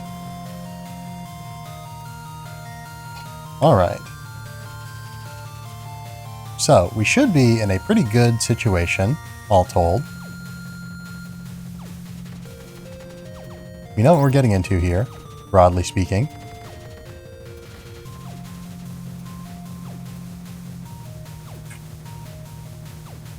Alright. No need for haste.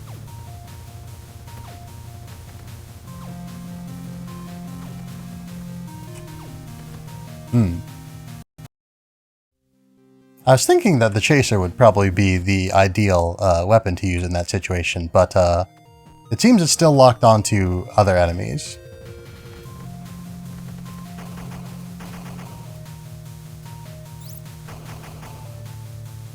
Yeah, I wonder what the sort of logic on it is, because it doesn't seem to be specifically targeting the nearest enemy.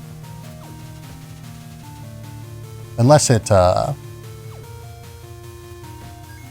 yeah, it doesn't seem to prefer hitting enemies on screen necessarily. I guess more than anything is the concern that I was raising there, or the concern that was concerning me there.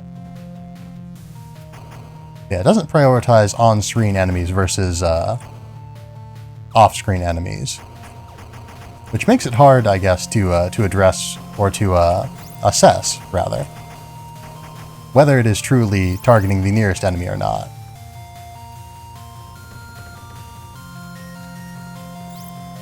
Alright, a few more coming.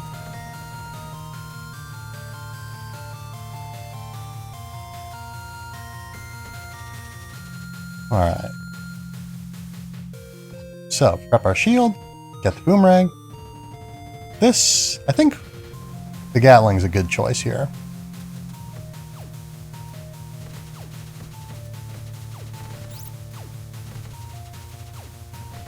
I should probably, fire it.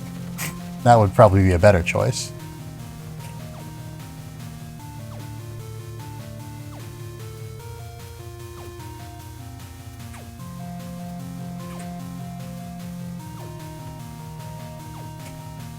Alright, alright.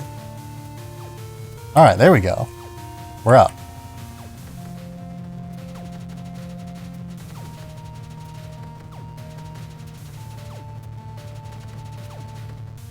Alright, alright.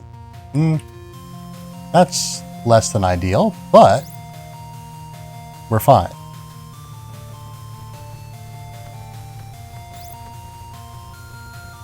Because if any enemies try to come at us, we can just shoot them with this. It's not great, maybe. Not ideal. Not perfect. Let's just use the boomerang, I guess.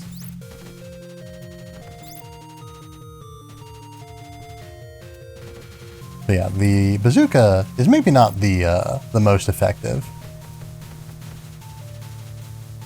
Maybe not the most efficient. At least not to the degree that I was hoping for. Certainly has a lot of limitations. Alright, so what do we get this time? White mask. A plain white mask. Somehow you feel a strange aura from it.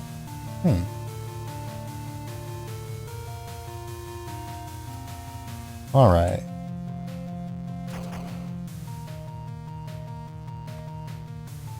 We should be a little bit safer on our way down than on our way up. Honestly, a lot safer, but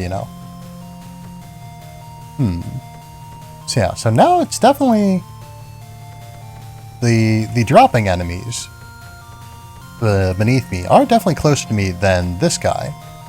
So it's interesting that the Chaser was prioritizing this one versus these, but I guess it could just have sort of a somewhat odd and unintuitive it might just have a somewhat unintuitive targeting priority rather than being, absolute distance from you. It might just have sort of a box that it prefers to fire in that just happens to be slightly further down and perhaps up than the screen is. Or I guess maybe those dropping enemies, maybe they just weren't loaded or something.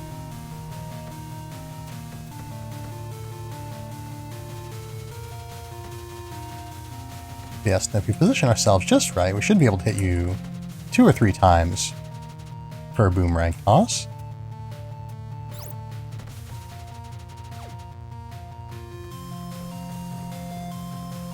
Alright, let's get out the Colt. That guy's inching closer to us. But he's now in a perfect position for us to use the bazooka. Finally, the use case. We've discovered it.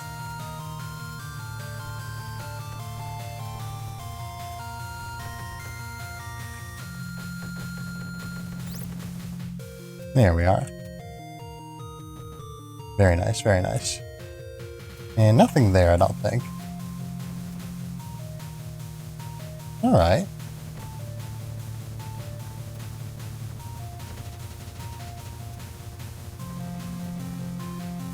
I'm feeling pretty good about our current situation.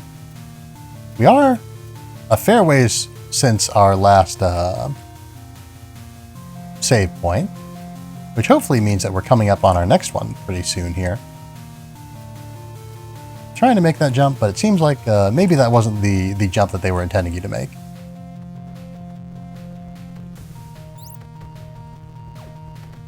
Ooh. Alright, alright. Uh-oh.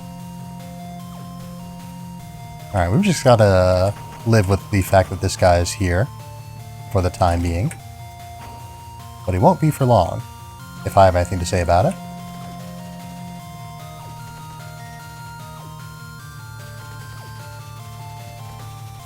Alright, we're safe. Oh, well, we were safe. We did take some unnecessary damage there, but we're mostly safe. Love letter.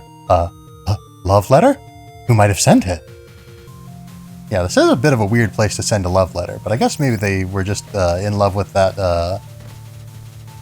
that fella that we just eliminated, we'll say. The hostile that we neutralized, to put it euphemistically.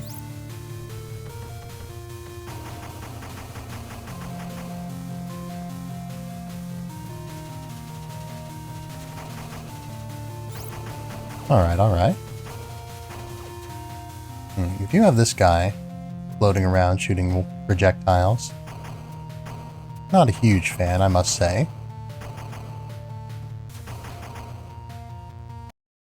Alright. Game saved. This is the final destination. There's no turning back now.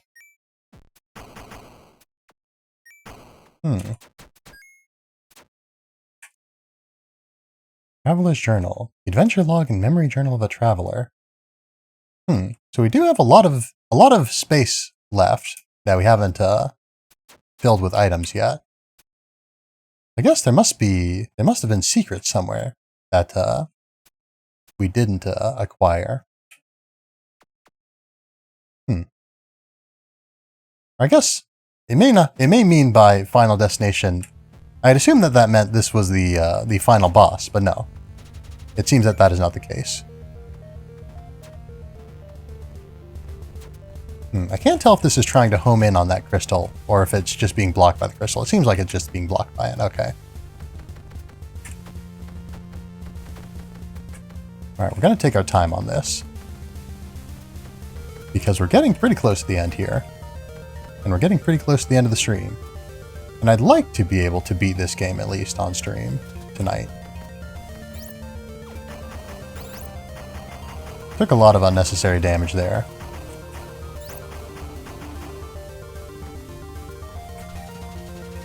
A lot of unnecessary damage indeed.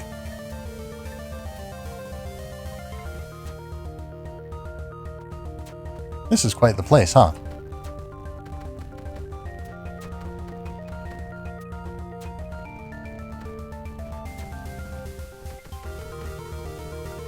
Alright, that's that dealt with.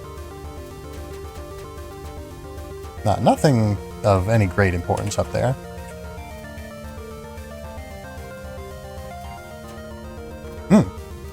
Ah, you're new. A little bit worrisome in your aggression, but not a huge deal.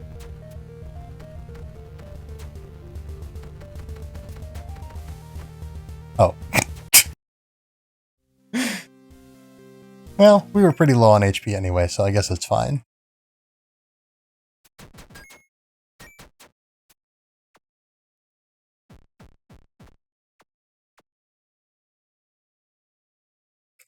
Did you just? I did just.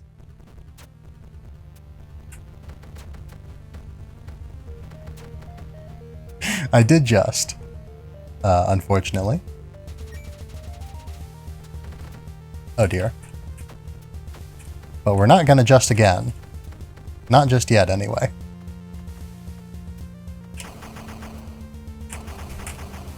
Alright, alright. Yeah, I guess I don't need the shield right now, but maybe it would have been good to set it up ahead of time anyway.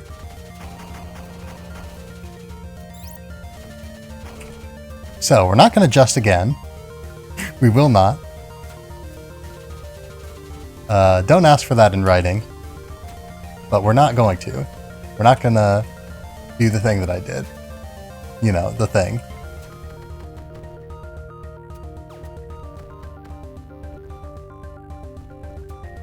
In my defense, I am slightly colorblind. I am slightly colorblind, specifically with regards... Okay, that time I did see it, I just didn't jump far enough. I am slightly colorblind. I am slightly red-green colorblind.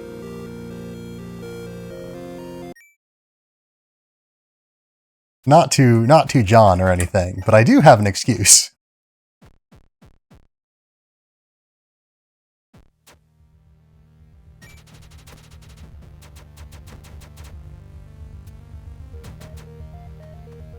Yeah, honestly, that's probably just the faster way to deal with them. Right. Need to avoid stepping too far over, because then the falling enemy will fall on me, and that's no good.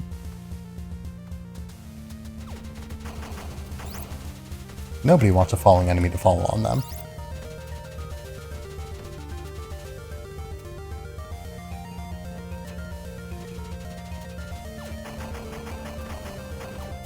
Whoops. Alright. Oh dear. Well, that was a lot of damage that we really didn't need to take.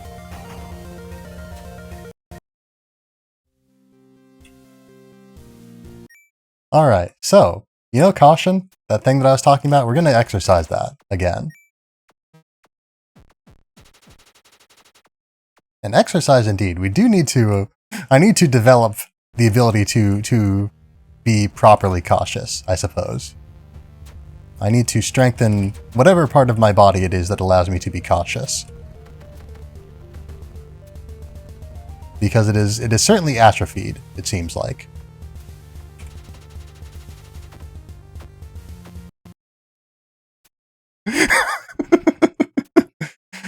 Case in point. Alright, so, we're going to take a second.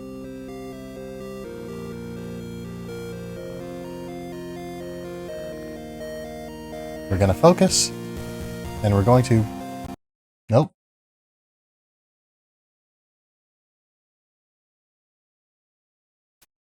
We're going to take a second, we're going to focus, we're going to load game, and we're going to win.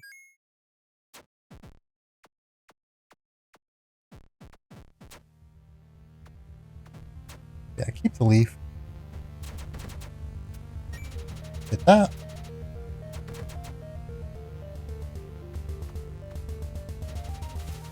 Yeah, we want the Colt.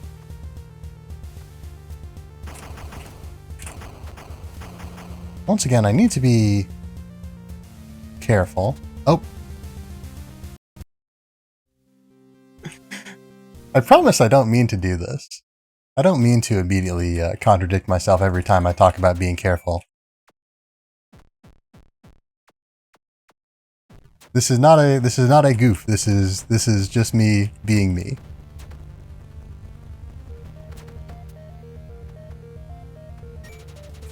Is this the run? It might be. It might be.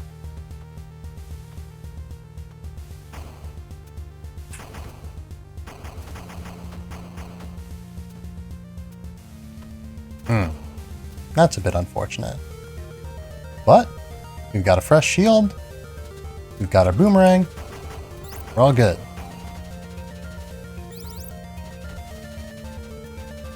There we go. We're in a good situation.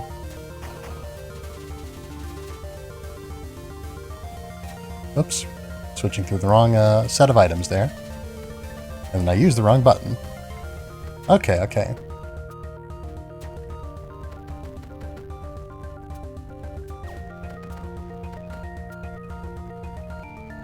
Then we've got the enemy that'll pop out of the ceiling here. Alright, that wasn't the run.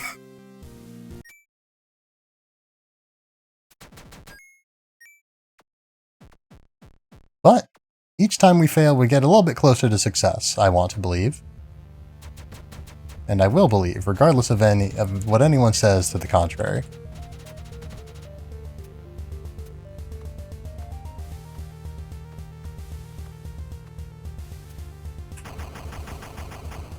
Alright, so that time, we got the ideal of not triggering the enemy to fall on us. We did still take damage there from something, I'm not sure what. But there was a lot going on there in that that area immediately.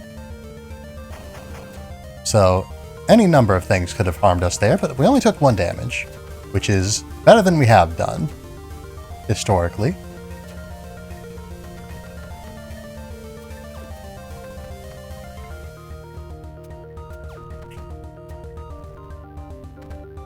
So, we've got spikes here. I can see them. Yeah, I guess I was concerning myself with, you know, sort of turning back and forth to try and hit these enemies with my homing rockets, but I guess I don't need to be facing them.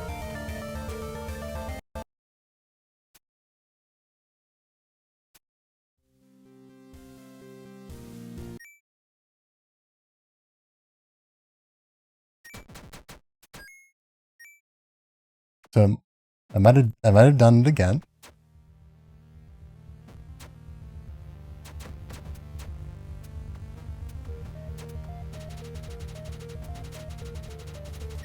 There we go.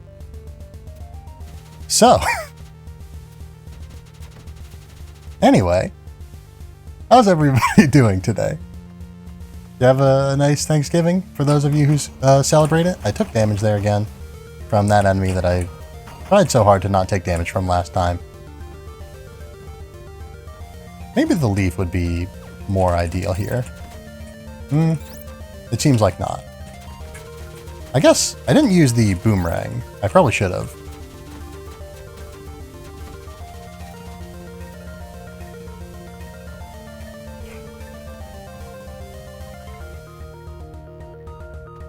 Alright, what do we have? We want the chaser.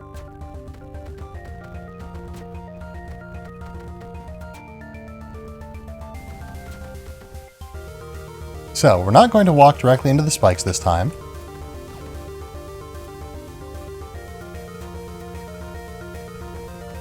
We're not going to not jump far enough due to trying to turn around to shoot these enemies when I don't need to.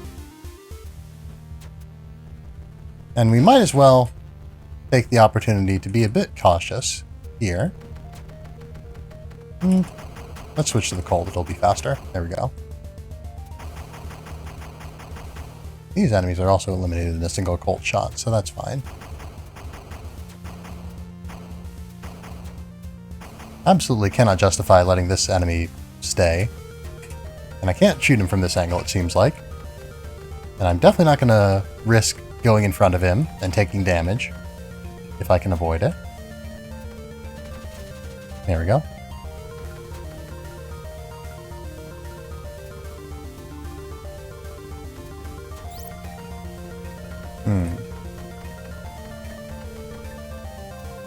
Alright, these enemies are swiftly dealt with the homing attack.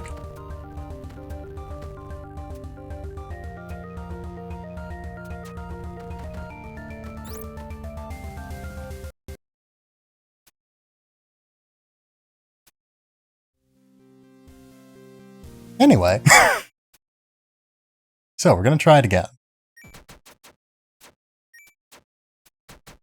There we go. Yeah, quite a lot of full screen flashing here, so maybe that's something to a matter of some concern. I guess it's a little bit late to issue a warning, I suppose, but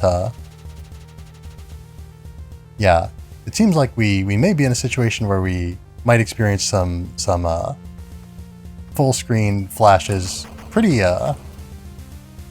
quickly and pretty regularly, depending on how I position myself. So if that's something you're sensitive to, you might want to be careful. Alright, that time I do know what hit me. And I probably could have avoided it. I'm sure I could have avoided it. I focus a bit too much on the big enemy, but I guess I really shouldn't, because it's not like the big enemy. It spawns little enemies, which are somewhat of an issue. But the big enemy itself doesn't, like, chase me or anything.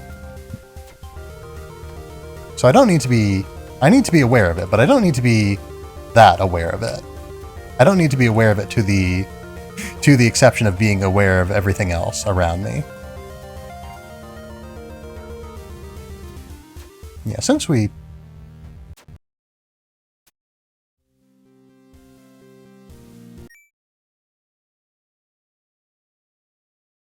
Anyway. Shield, boomerang.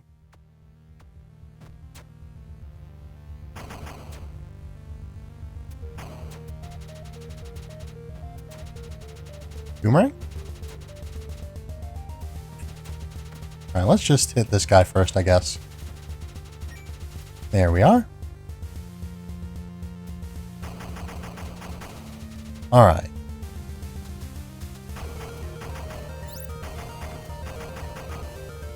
Alright, so we've lived, we've learned, we're hanging on the edge of tomorrow.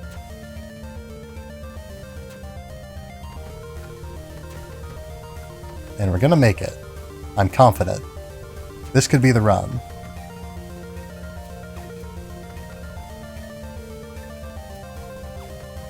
Whoops.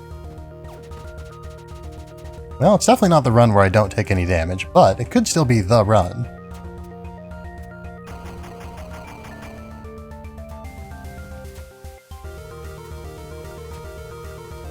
But yeah, I don't need to worry too much about this enemy throwing blocks, because they can't change their firing angle, we've already established.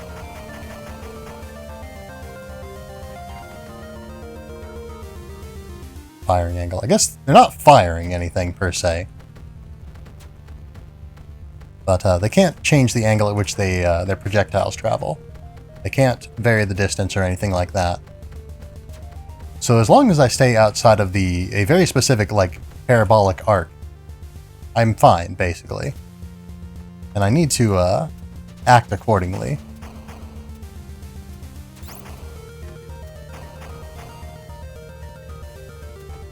Whoops. Oh dear. Yeah, that... I definitely should have been a bit more decisive there.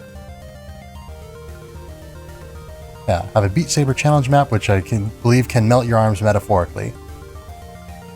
Hopefully not literally. That would be quite the challenge map, I must say, if it could literally melt arms. But yes, hello Orion Plays. How are you doing on this fine day?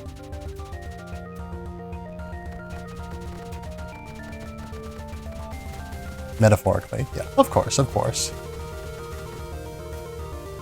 Good, good. Alright, we're not going to jump onto these spikes. That would be extraordinarily foolish of us. Instead, yeah, Nap is one of my favorite songs. Nice.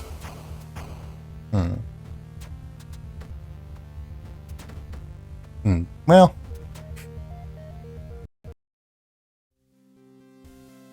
Lots of ways that we could have improved our approach there, I'm sure.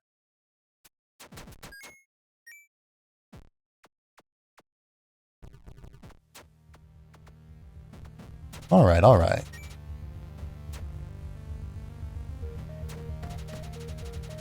Yeah, map is called Lost, and the song is Lost by Crimes.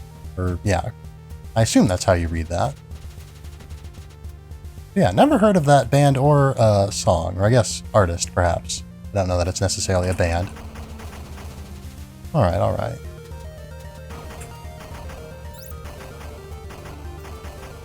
Alright, we are pretty good at dealing with this room by this point, I think. Alright, alright. Yeah, I've never played Beat Saber, come to think of it. Yeah, if you play Geometry Dash, which I don't think you do, it's the top 1 demon level song. But yeah, I have not played Geometry Dash, so you are 100% correct in that assumption.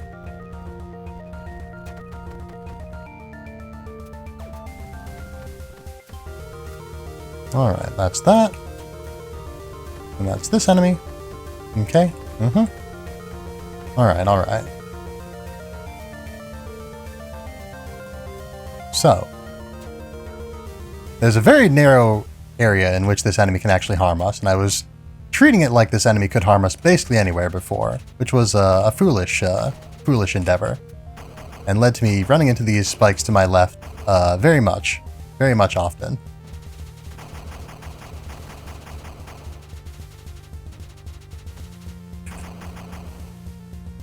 Yeah, if you do play Geometry Dash or GD, there's a demon list where you can see the top 150 hardest levels in the game.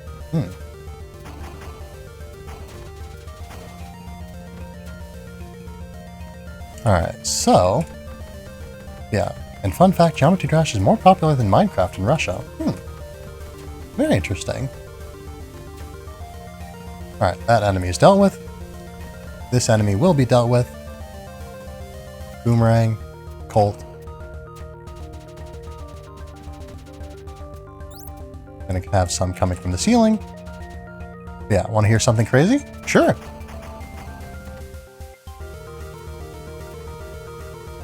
Alright, alright.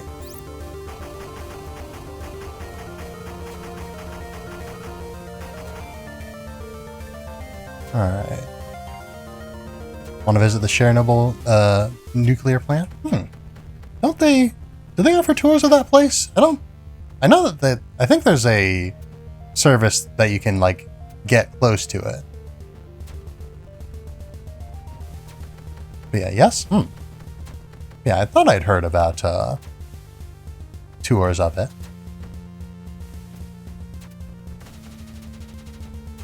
Yeah, you can go for a tour, but it's very limited time-wise. Fair enough.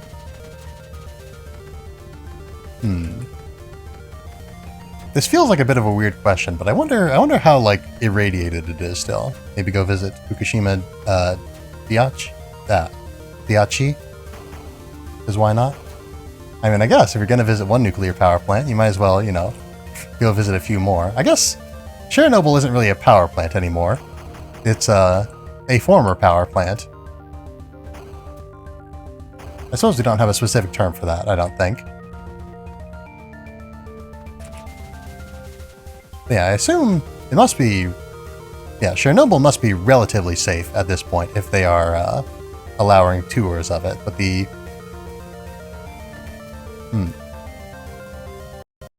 Alright, I did not judge my, did not judge my jump there. We are getting a little bit late. I'm gonna persevere for a little bit longer. But if it goes too long, then we are going to have to call it eventually. Hopefully, we won't have to call it before we have completed the game. But yeah, Chernobyl's elephant foot is still in the basement burning.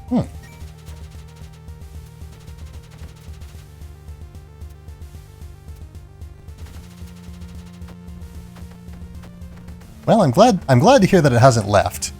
That would be concerning.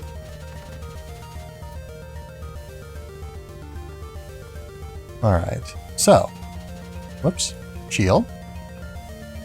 The shield button and the boomerang button are the same button, which confuses me a couple of, every now and then. Alright. We did take damage there, which we'd avoided doing these past few times that we went through the area.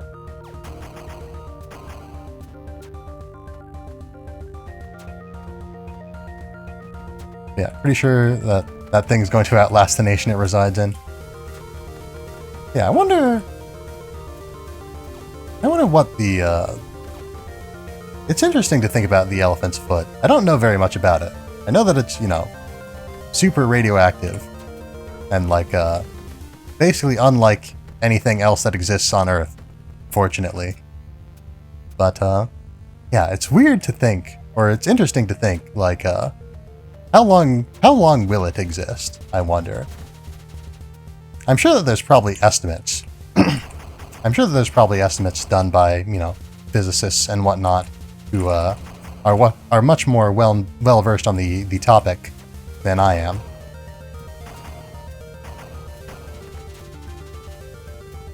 Yeah, it is very, very interesting to think about. We've created this bizarre radioactive thing that's just sort of there. Whoops. Yeah, it's made from corium, and corium is only made from nuclear meltdowns, once from Chernobyl and more from Fukushima. Ah, okay. Because yeah, I knew that it was like a unique material, or relatively unique. I guess it's not completely unique, because there was more of it made during the Fukushima event. I didn't know that Yeah, I didn't know that that also produced some corium. It's been made 5 times. Oh, okay.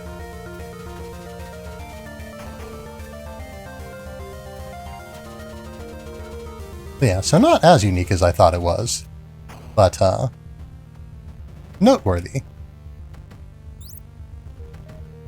Noteworthy still.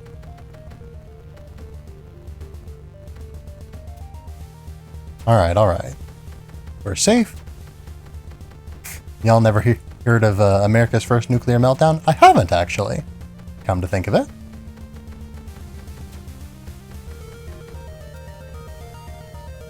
Alright, we're in a pretty safe situation. Safe position, even.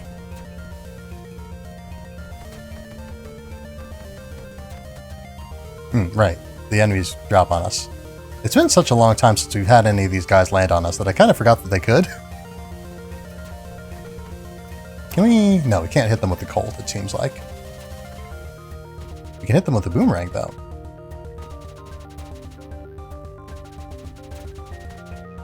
I guess we should keep the, This may not be the quickest way to kill them, but it's the most reliable that we have, currently. The SL-1 nuclear disaster. But yeah, I've definitely not heard of that one.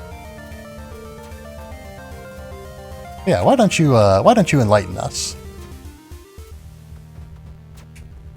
Oops. Alright.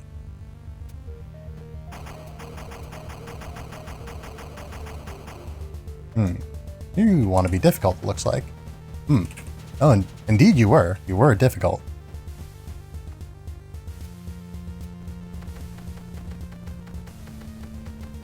Alright. So, we're going to safely deal with these problems from a distance. Uh-oh. Unfortunate. Happened in 1961, the direct cause was the improper withdrawal of the central control rod responsible for absorbing neutrons in the reactor's core. During the accident, the core power level reached nearly 20 GW. I assume that's gigawatts? Gigawatts? In just 4 milliseconds, precipitating the steam explosion.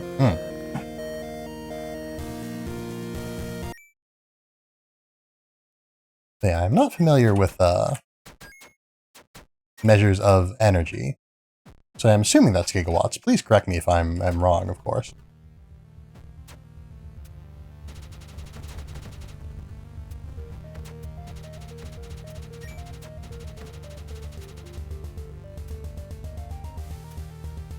Whoops. We don't have the perfect setup to deal with this guy, or at least the setup that we usually use. Yeah, GW is gigawatts. Okay. I'm glad my intuition was correct there.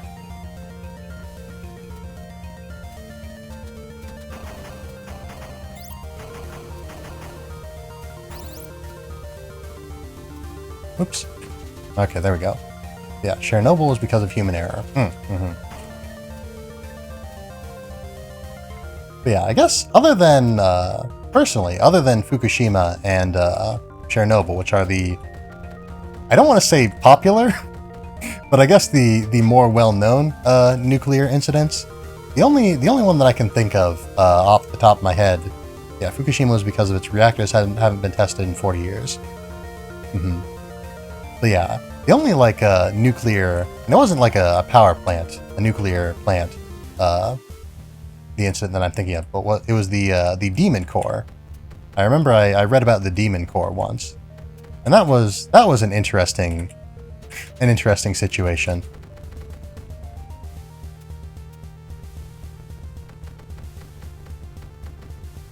But yeah, I don't remember the particulars super well, but I do remember, yeah, the Demon Core, the plutonium spear. Yep.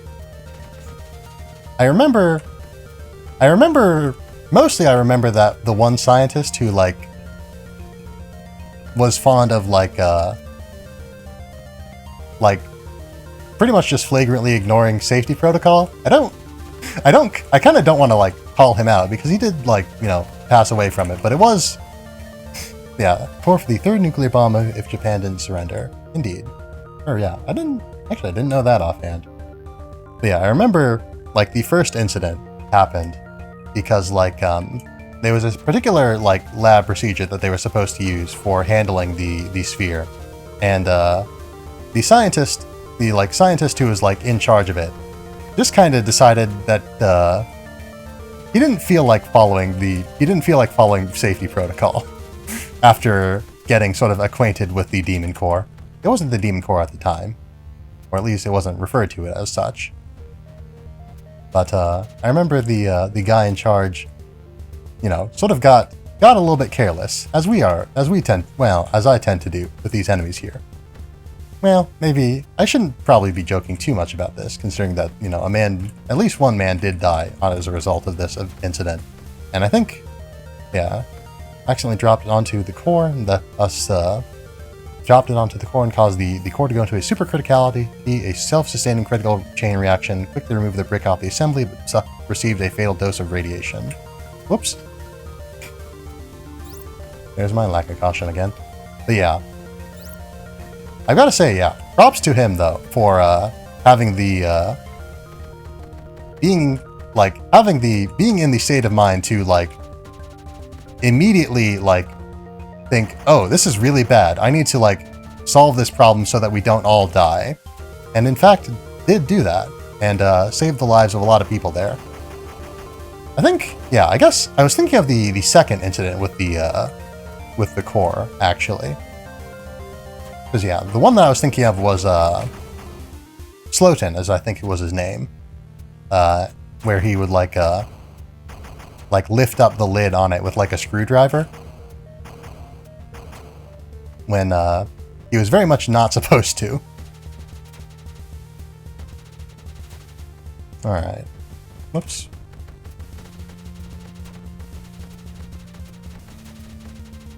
It would probably be faster to get these enemies to drop, and then go above them. But I really don't trust myself to be able to respond to that in time.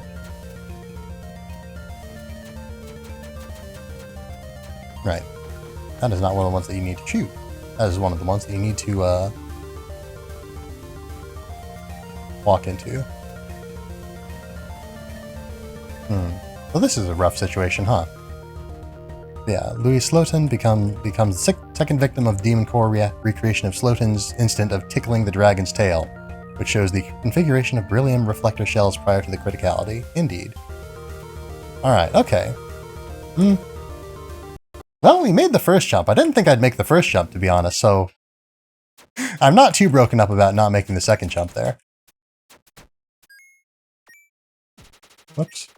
Alright, let's not stand next to the flashing light.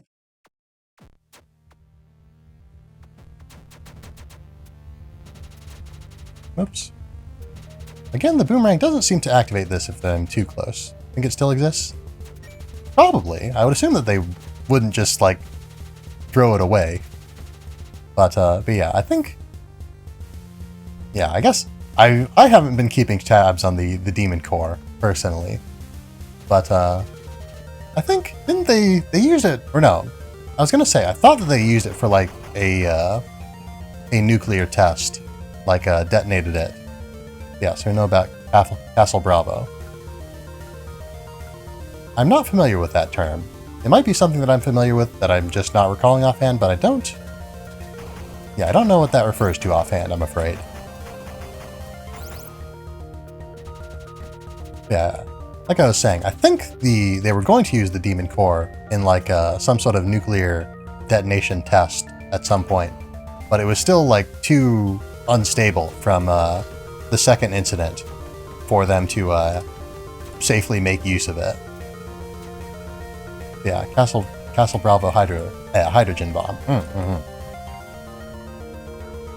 But yeah, I still don't recall precisely what that is off the top of my head. You know, I know that it's a hydrogen bomb from the fact that hydrogen bomb is in the name, but yeah, I don't remember that offhand immediately. I'm not... Yeah, like I said, the only like nuclear... The only real nuclear trivia, I suppose, that I have, other than the, again, fairly common knowledge of Chernobyl and Fukushima, was the Demon Core. And now that I have mentioned the 2 incidents regarding it, that's pretty much the extent of my nuclear trivia. Supposed to be a 5 to 6 megaton bomb, but it turned out to be a 15 megaton bomb.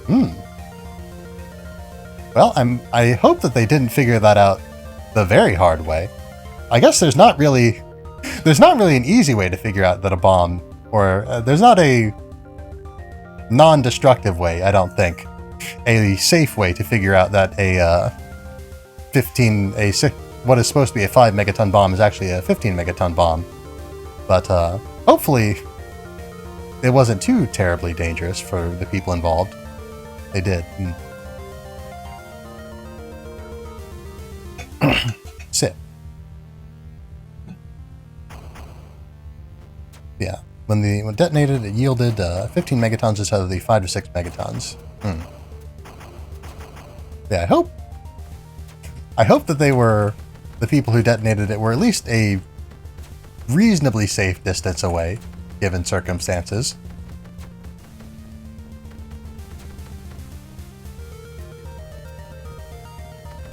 As safe as they could have been with the knowledge that they had.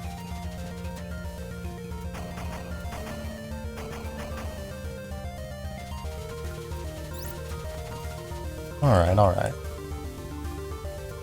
Yeah, it's detonated in 1954 near the Marshall Islands.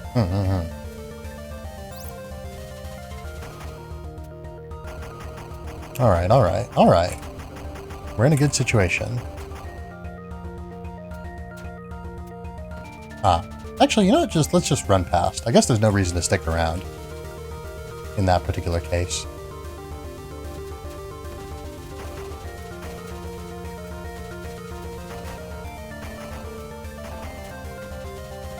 Yeah.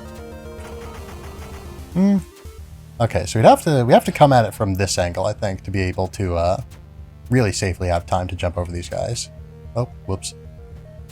Yeah, and on one of them, the Bikini Island, where SpongeBob SquarePants is based on. Oh yeah, Bikini Atoll. I've heard of that. So yeah, that is a thing that I was vaguely aware of. I just didn't recall the specifics of it. Alright. Okay, this is fine. We can address this. I didn't have my shield up. I really should have.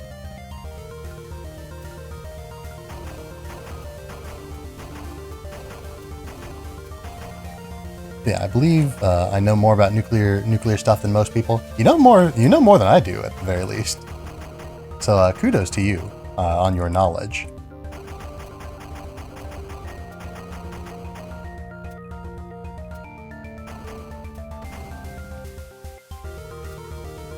I almost feel like there's probably some sort of secret up there, but we can't reach it now.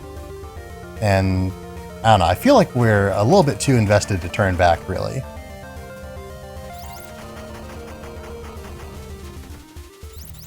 Because yeah, I do want to beat this game tonight if I can.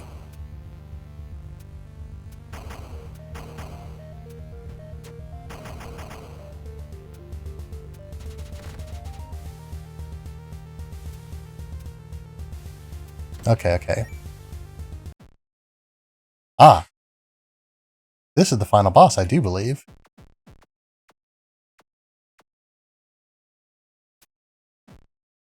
So, mere human like you has made it this far to this forbidden place. I am Lamia, the Underworld Queen. You dare to come down here, believing in a stupid legend about fooling death? Those who seek ways to fool death will only meet eternal doom themselves. I've been waiting for someone like you for a long time. It's time to have some fun. Give me your best shot, if you are prepared for the void. Whoop.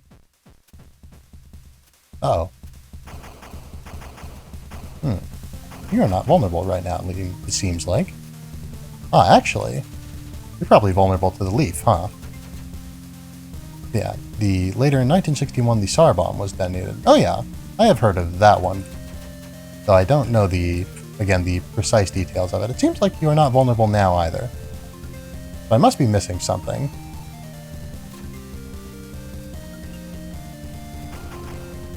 Maybe they're only vulnerable during certain parts of their attack pattern. Oh! Oh! I'm supposed to reflect that orb at them, aren't I? At her, I guess. Oh. Alright. Well, let's take stock. Oh, right. That wasn't a save point. Huh. I was taking it way too easy there, given circumstances. Wow. Well,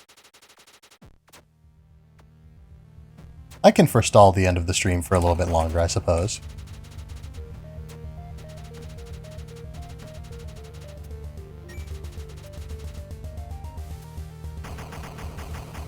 Alright.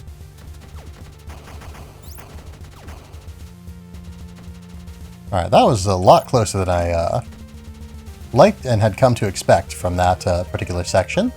But we made it out without taking damage, so we're fine.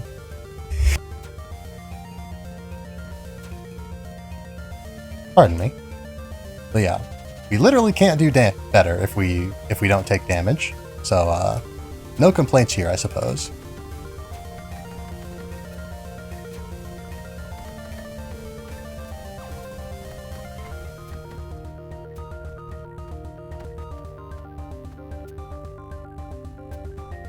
Alright, you guys can come down and get shot. Thank you.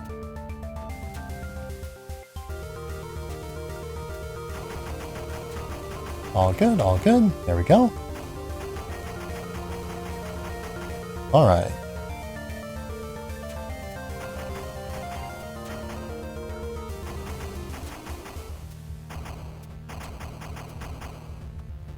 So, once again, we're going to be cautious. Unnecessarily so, perhaps, but we're going to be cautious. Because I don't want to be the weakest link in this situation. Or at least I don't want to, if I fail, I want it to be due to a genuine lack of skill for the situation. I don't want to fail just because I didn't think enough. Oh.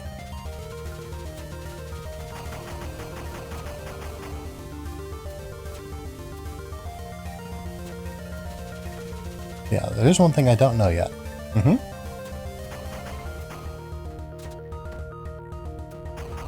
Yeah, I was going to ask what that might be, but I guess if you don't know, then you don't know, huh? But, yeah, don't know if the B-83 is stronger than Castle Bravo. Yeah. I'm not familiar with the B-83 either, I must say. Oops, come on. There we go.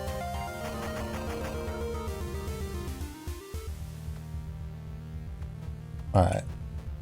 We can handle this if we are just a little bit cautious. We don't need to sort of panic like we usually do. And run back and make a whole lot of unnecessary jumps and risk falling onto spikes.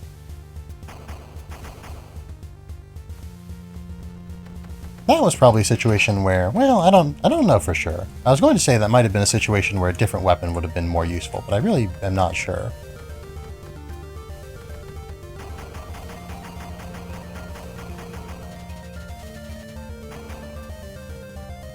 Alright, nothing up there like I had thought there might have been. Unfortunately. Yeah, B-83 is the biggest bomb the US has, but it has a yield of 1.2 megatons and it's a thermonuclear, while Castle Bravo is a 15 megaton hydrogen bomb.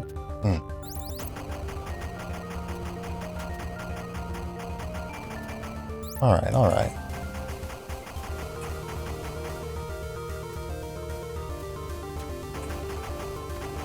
Ah, we don't have the shield up. That's unfortunate. Really staring death in the face there, huh? Alright, this is fine. This is fine. Ah, right. We've got infinite healing here, so we should get off of that. So we don't end up blinding anyone. Alright, Lamia's, we're back. Whoops. Oh dear. That's an unfortunate place to stand. Yeah.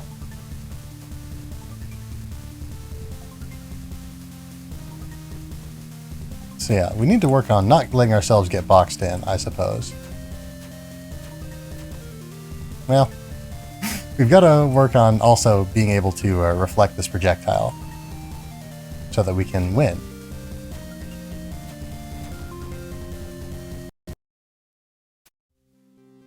So, about that winning.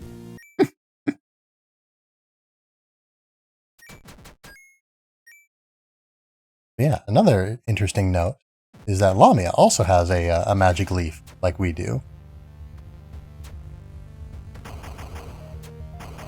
Or at least I'm assuming it's magic, considering that she's using it as a weapon. Maybe she's just strong like that. Maybe she's strong enough that she doesn't need magic leaves. She can just hit me with a normal leaf. I guess she doesn't hit you with the leaf. Yeah, no one has a Sarbama, only one was made.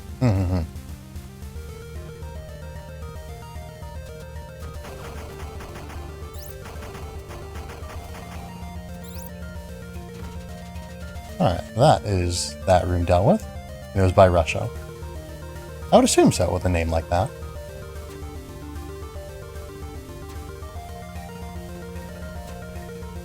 But yeah, I did know that that Russia was there. Words. I did know that Russia was the one who, they made the Tsar Bomba in Russia.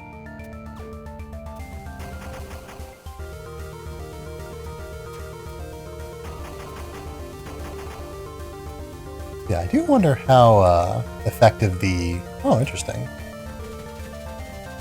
So yeah, we can trigger them early, it seems like. Very nice. I don't know how much practical use that has, considering that we don't have a whole lot of difficulty dealing with them, triggering them up here. But yeah, Tsar Bomba is still the world's strongest nuclear device. World's strongest nuclear device made.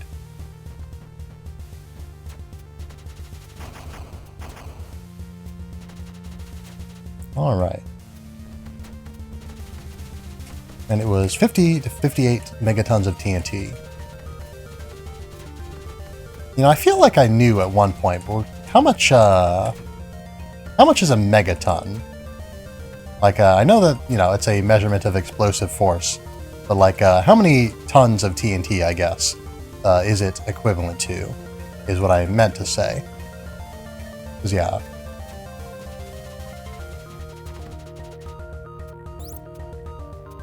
How many tons are in a megaton, to put it more succinctly? Yeah, 1 million. Ah, that is in fact quite a lot.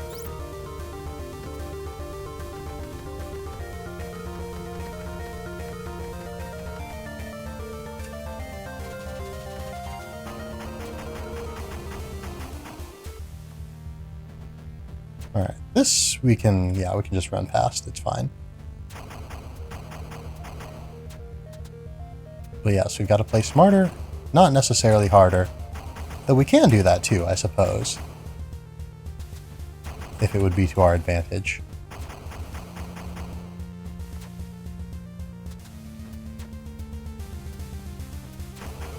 But yeah, US is still trying to make an anti-matter bomb.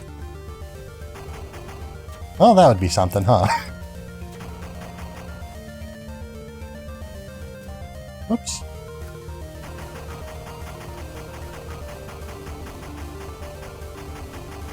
Alright, deal with all of you. Very easily, too.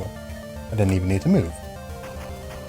So probably I did a lot of overreacting to those enemies earlier on. But now, we are calm, and we are focused, and we are precise. And we are able to run directly into an enemy because I wasn't paying attention.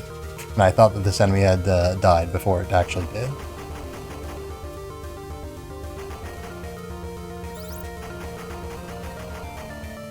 Yeah. If you could own one military aircraft, what would it be? I have absolutely no idea.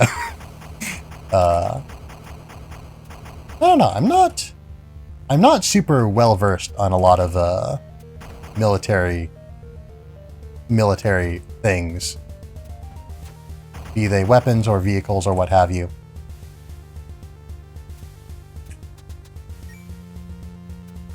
I don't even, normally in situations like this, I just sort of decide, for me it's the Angel of Death, aka the AC-130 gunship.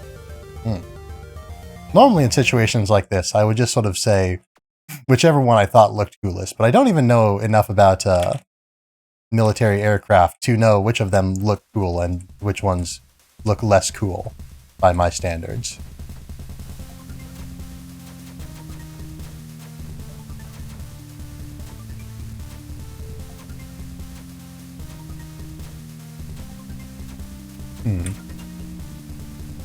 I feel like, is that a situation where we need to hit it in a particular way, or am I just, do I just need to be more patient?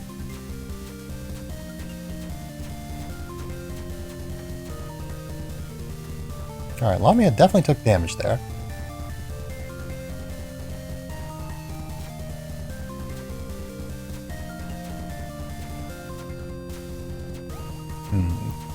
Apologies for being a bit quiet here. I'm trying to desperately to play tennis for my life.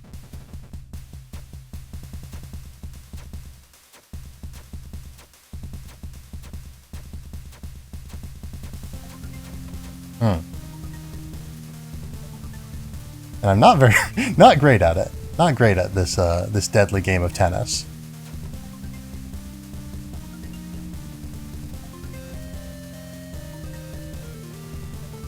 Oh. Oh, she didn't even need to attack me there. I just walked into her.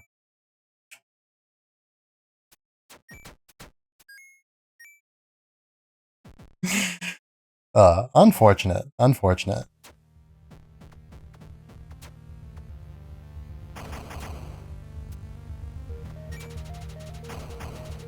I might be approaching the point where I'm too sleepy to effectively play. I guess I'm not doing too bad. But yeah, would own an AC-130. Yeah. Well, yeah. AC-130. But yeah, unfortunately, again, I do not have a meaningful answer to this question. Beyond probably just whichever one I think looks coolest, whatever that one may be.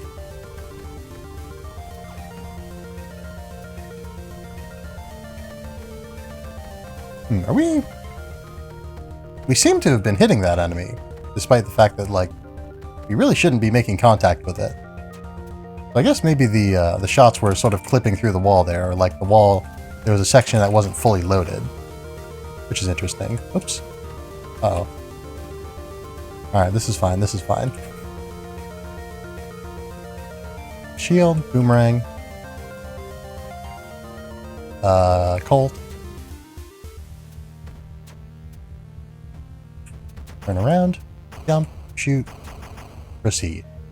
Alright, we're clear.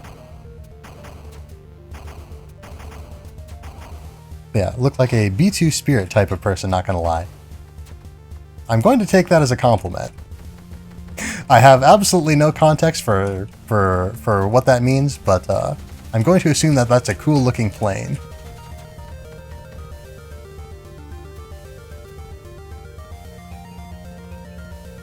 Yeah, B2 Spirit, also known as a stealth bomber. Ah! I think I've heard of that. Or, yeah. Wait. Yeah. Featuring low observable stealth technology designed for penetrating dense anti-aircraft defenses. Designed during the Cold War, it is a flying wing design with a crew of 2. Because yeah, I do get a mental image when you say the word stealth bomber. I don't know that this is necessarily the exact same, I was about to say the exact same creature, but that's not the appropriate term to use. I don't know that this is the thing that I'm picturing is sort of like a, you know, triangular shape, sort of like, almost like boxy from the top, like looks sort of square from the top, other than, you know, having like some sort of chunks, square-shaped chunks taken out of it, almost. Yeah, basically a big plane. But yeah, I don't know if the image that is in my mind is at all related to the the object that you were describing. But, yeah, big triangle plane. That might be what I'm thinking of then. But yeah, I would say that that is a pretty reasonably cool looking plane. Yeah, Lodestar from Black Ops 2. I've never played Black Ops 2, so I cannot, that is again, unfortunately, a reference that I do not, yeah, I cannot,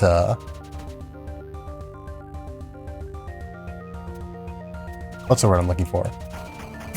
Yeah, I'm not super well versed in military topics in general. But yeah, I don't know if you were. It's MK. Oh yeah, MK. Yeah. But yeah, I don't think you were here when I mentioned it. But yeah, yeah, just love anything destructive, not gonna lie. Fair enough, fair enough. Okay, this is an okay situation. We've dealt with it. We've shot that enemy, and this is the health point. Not the save point, but it's health. Which means that we're here for the boss. Alright, we're back, Lamia.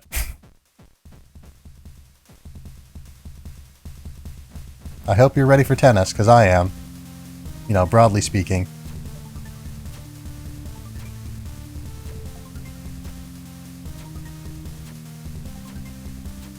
Might want to clear chat? Oh. Okay, I should probably focus a little bit more on the tennis while it's happening at least. I can focus a little bit less during the other things, the other phases. But the tennis is a very, very precise timing window. Okay, we definitely got a hit in. Yeah, might want to clear the chat. Why? If you don't mind my asking.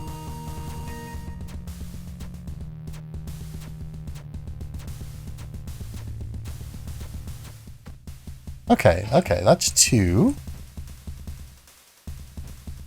Alright, we are in the clear, more or less. And we're back for another volley of tennis.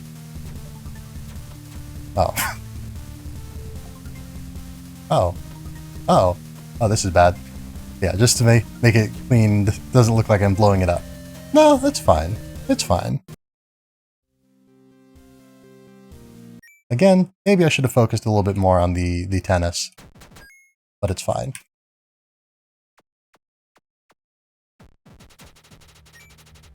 But yeah, it's fine. I don't mind if there's a... Yeah, don't worry about it. Yeah.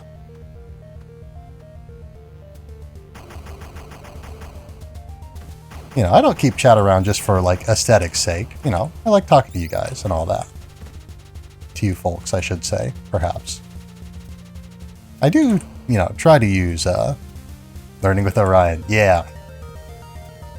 But yeah, I don't know, I do use, guy as a gender-neutral term. Or at least that's the way I think of using it. But I guess not everyone necessarily, interprets it as us. So I will attempt to use more explicitly, gender-neutral language.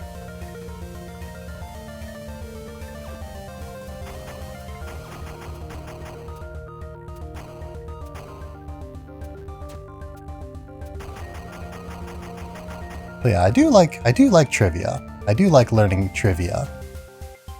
I can't always necessarily contribute with trivia of my own, but I do always like learning new things. Just remember that the leaf can hit through walls to a certain extent there. Yeah, also currently watching someone play ICBM. Never heard of that game.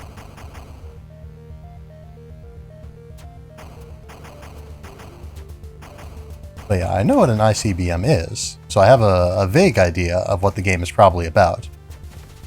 But I can't say I'm familiar with the game itself.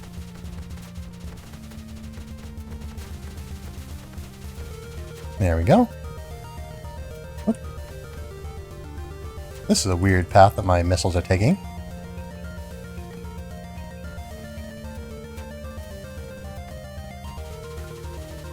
Oops. Oh. Alright, I passed the Colt, unfortunately, but we cleared that those enemies regardless, so it's fine.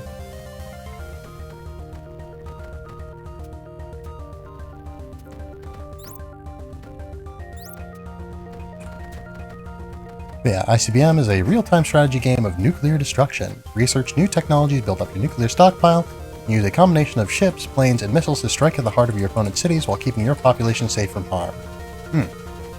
Yeah, I can probably see why I love it. Indeed. But yeah. I had figured it would be something along those lines. That or like a game about like potentially, I don't know, maybe shooting down missiles or something like that.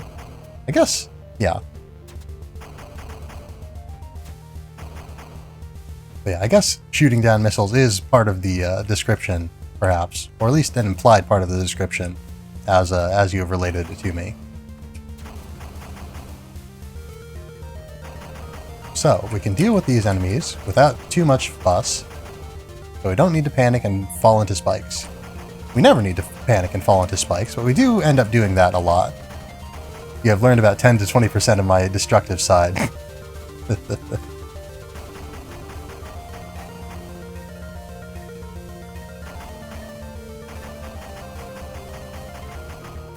Alright.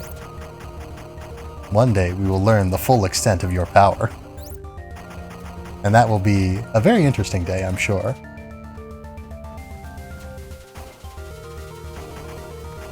Alright. So we're pretty close here.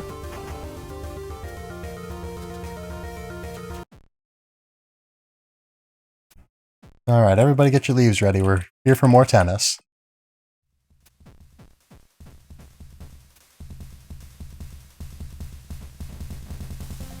Where are you going to spawn? There you are. Seems like you always spawn in roughly the same place whenever it's time for tennis.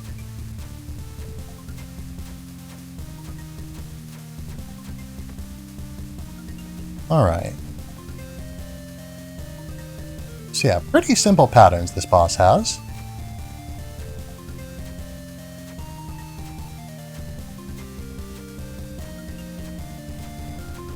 And yeah, I was trying to keep Lamia on screen there, but I guess I really don't need to.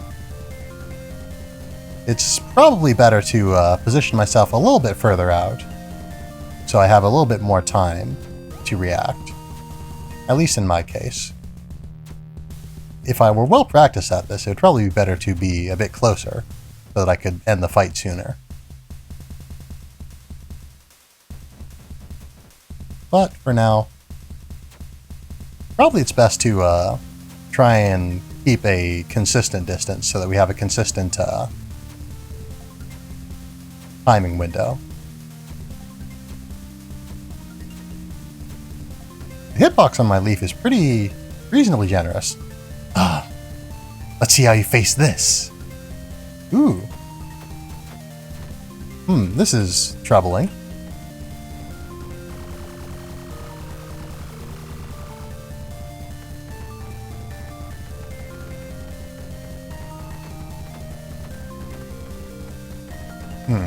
What am I doing? Why am I not putting my shield up?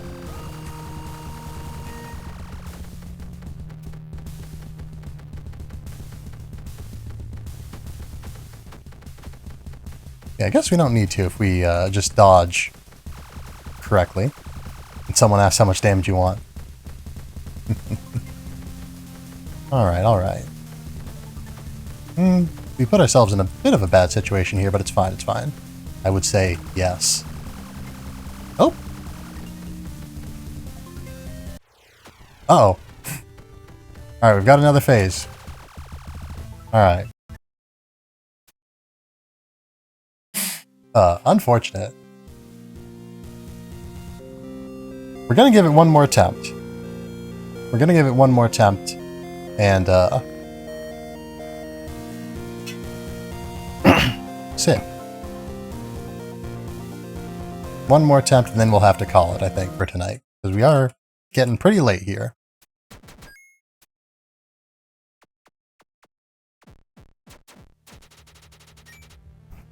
Okay. Oh, yeah. This is the run, Vander. This is the run. Alright. I will believe in the you who believes in me, eye candy. Oops. Get the gun. the proper gun. Oh dear. Also, wait, 2 plates of chicken, 2 chicken plates of ham. 2 chicken plates of ham? I believe. Thank you. With everyone's support, I can make this happen. We will defeat Lamia. We will, get this special item that will, to undo our mother's sacrifice.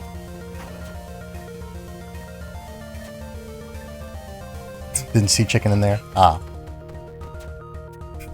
You're telling me a chicken plated this ham?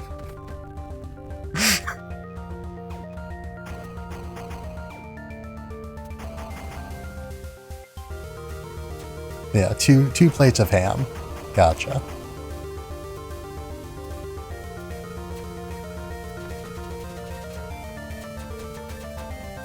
Alright, that's them dealt with. Shields up. Almost walked into the spikes there. Still believe. Thank you. Alright, I can feel the power of everyone's conviction flowing through me, giving me the strength I need to defeat Lamia. Here we go. We're gonna sit here and we're gonna shoot missiles. I guess, yeah, we can use the boomerang for more DPS. Yeah, just that one run that gets the fire burning inside. It's just the one run. Lamia, more like Lamia. Yeah. We'll show her what for.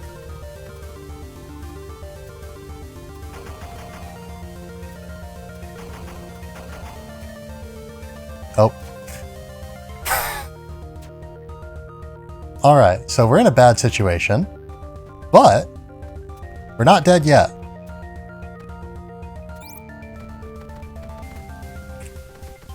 You just gotta fight smarter and not harder. We're just adding tension, you see. We're making this more dramatic.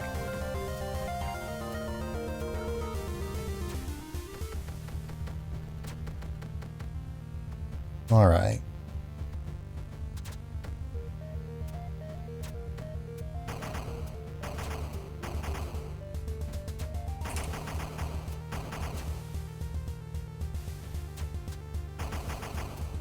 Alright. Unnecessary caution? Maybe. But we're certainly not going to lack for caution. That would be a true shame. You know, I always spend all this time getting rid of these big enemies up here. It's really not necessary. That was very close to the spikes, which could have been very bad. But it wasn't in this particular case. It was fine.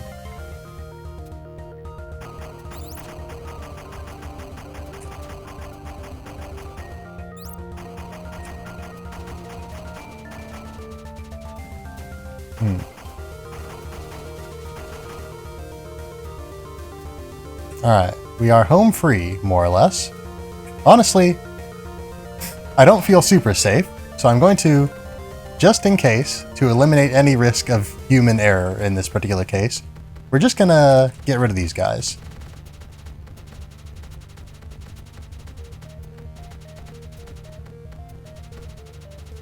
Alright, so, full health. Can safely ignore those fellas. And we are back to Lamia, everybody. We are going to become the world's tennis champion. The underworld's tennis champion, even.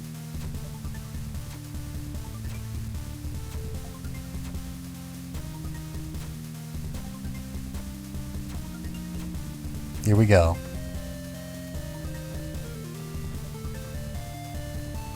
Now we're, again, in not the exact same position that we were in, so it's going to throw off the timing a little bit. But, as long as we are careful, we've got a pretty good hitbox on our leaf. So we don't need to worry about it too much, I don't think.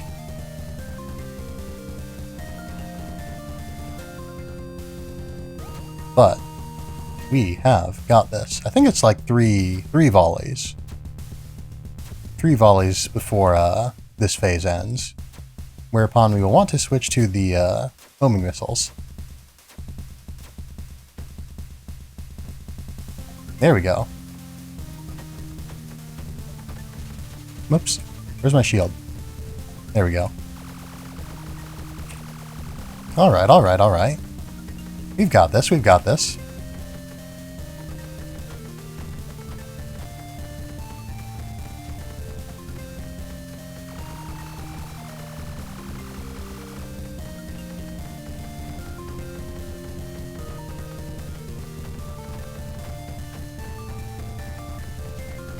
Alright, not too long before the next phase, I don't think.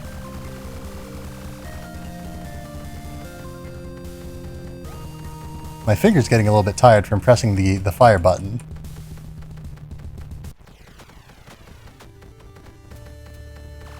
So yeah, we did take a hit there.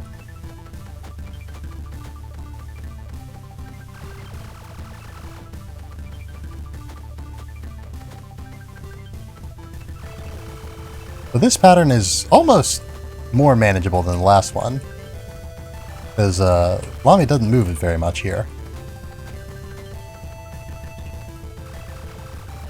Alright. We might be in the clear, everybody. We are about to claim the throne of the underworld, I guess. Maybe not necessarily the thing that we want to claim in this situation, but God, is the will to see your mother that strong? Fine, but you'll regret your decision. Alright, everybody. It's probably hard for you to see me like this. My daughter, what you have done for your mother is really admirable. Unfortunately, I can't come back to life. I was chosen as one of the holy sacrifices for an eventual recreation of this world. Ah, hello, Tauntaun. You've come at a very tragic time, but hello. Glad to see you. Yes, the run. But yeah, you are just in time for the wrapping up of Momodora here. We can't disobey the will of the gods. It had to be done, and nothing can change that back. I'm sorry. I understand the pain you've been through. Please accept this as a last gift from your mother. I love you.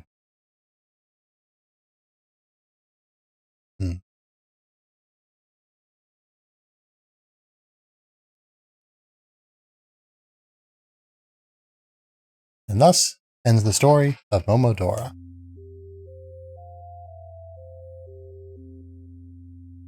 But yeah, thank you for joining me tonight.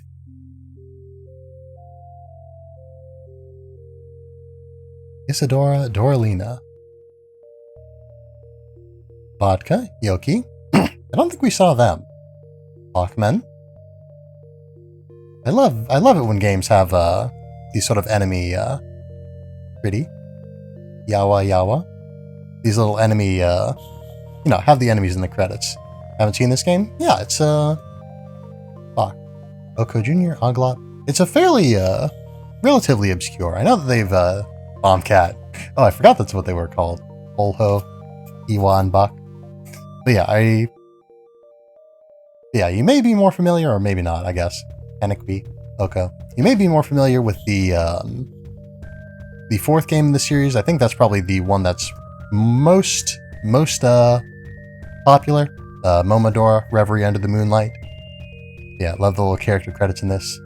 Dokor, Panique, Lamia, Chiyoko. Ah, so that wasn't Lamia. That was a separate entity. Interesting.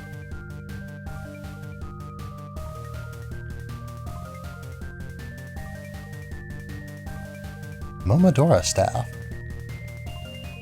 Producer, Ardine. I'm not 100% sure how to pronounce that. Director, Ardine. Lead programming, Ardine. Programming, Annihilator Beta, easy name. Monster design, Ardine. Scenario, Ardine. Art, Ardine. Tsuyoki. Music, J.W. Hendricks. Sound effects, Ardine. Level design, Ardine. Annihilator Beta, easy name. Playtesting, Tig Source Forums, Tigiric at irc.esper.net, Jajutsu, Thurns, thanks, No Face Moving Platforms code, Tanak, Sithom Enemy code, Earthbound for the font, Dr. Petter for the SFXR, to 100 and score under, unfortunate. And you for playing. And you for watching.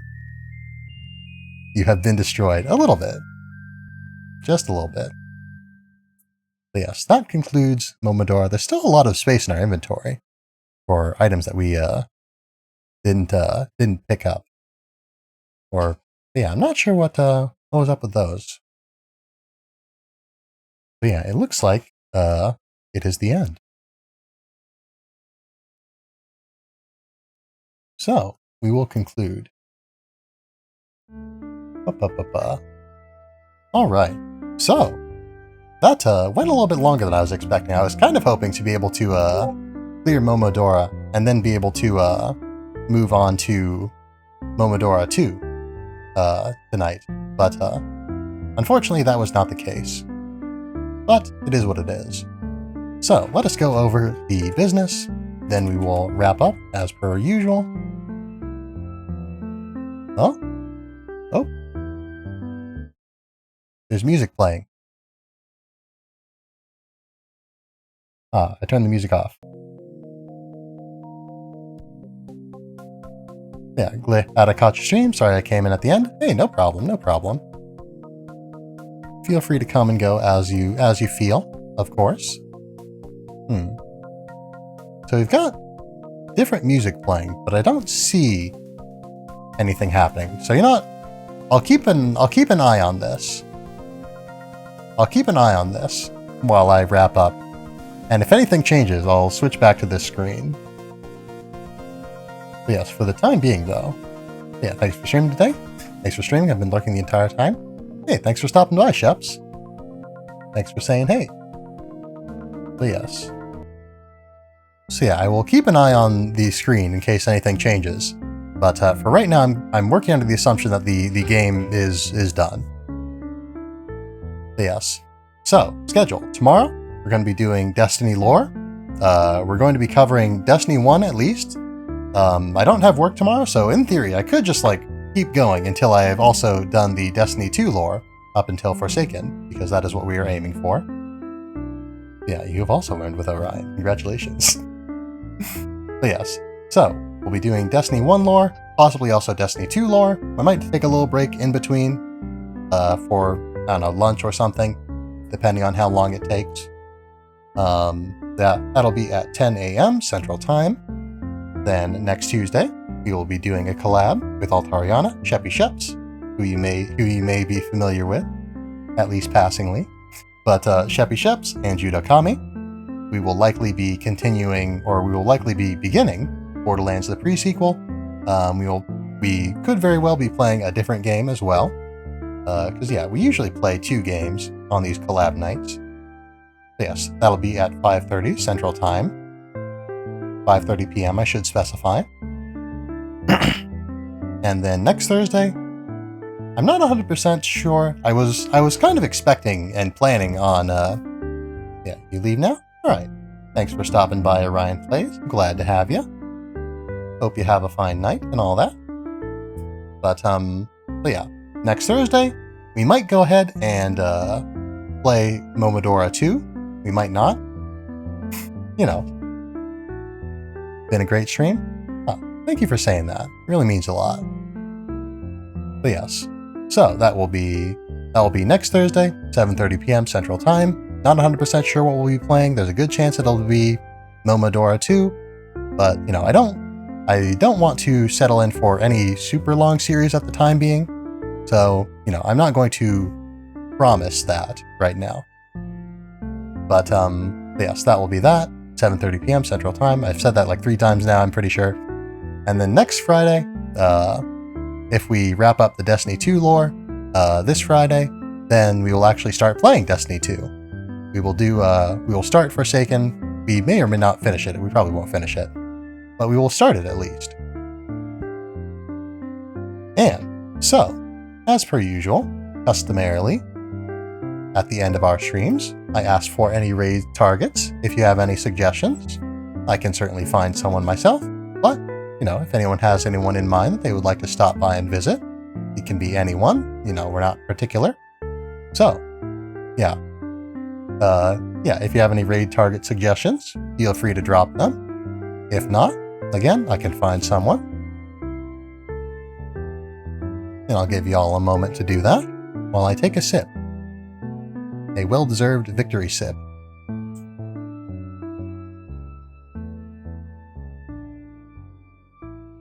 Sip.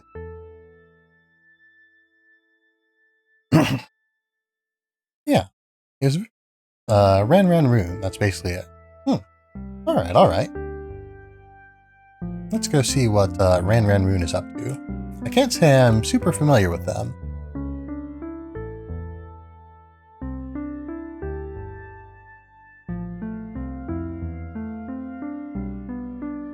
Oops. Alright, we'll let Twitch play the ad so that I can, be ready to talk when I get in there. Adorable puppy VTuber from space. Ooh, nice. Very good, very good. Alright, so that is our raid. Raid message is, as always, we have arrived. Looks like they're playing Animal Crossing. Nice. Been a very long time since I played Animal Crossing. But yes. Anyway, so thank you all for being here. It's been really nice playing Momodora again. It was a little bit rough in some places, but it was a lot of fun. But yes, I've enjoyed this fine night. Hope you all have as well. And I hope that you will continue to have. Thank you. Happy Thanksgiving if that's something you celebrate. It is. And I did. Yeah, I ate some nice food today. Ate some nice food yesterday too. But yes. So, we should wrap up because we are on a time limit here. So, hope you have all had a fine night. Hope that you will continue to have a fine night. And I hope that you'll be well until next time I see you. So, thank you all for being here. Let us get this raid underway. And farewell.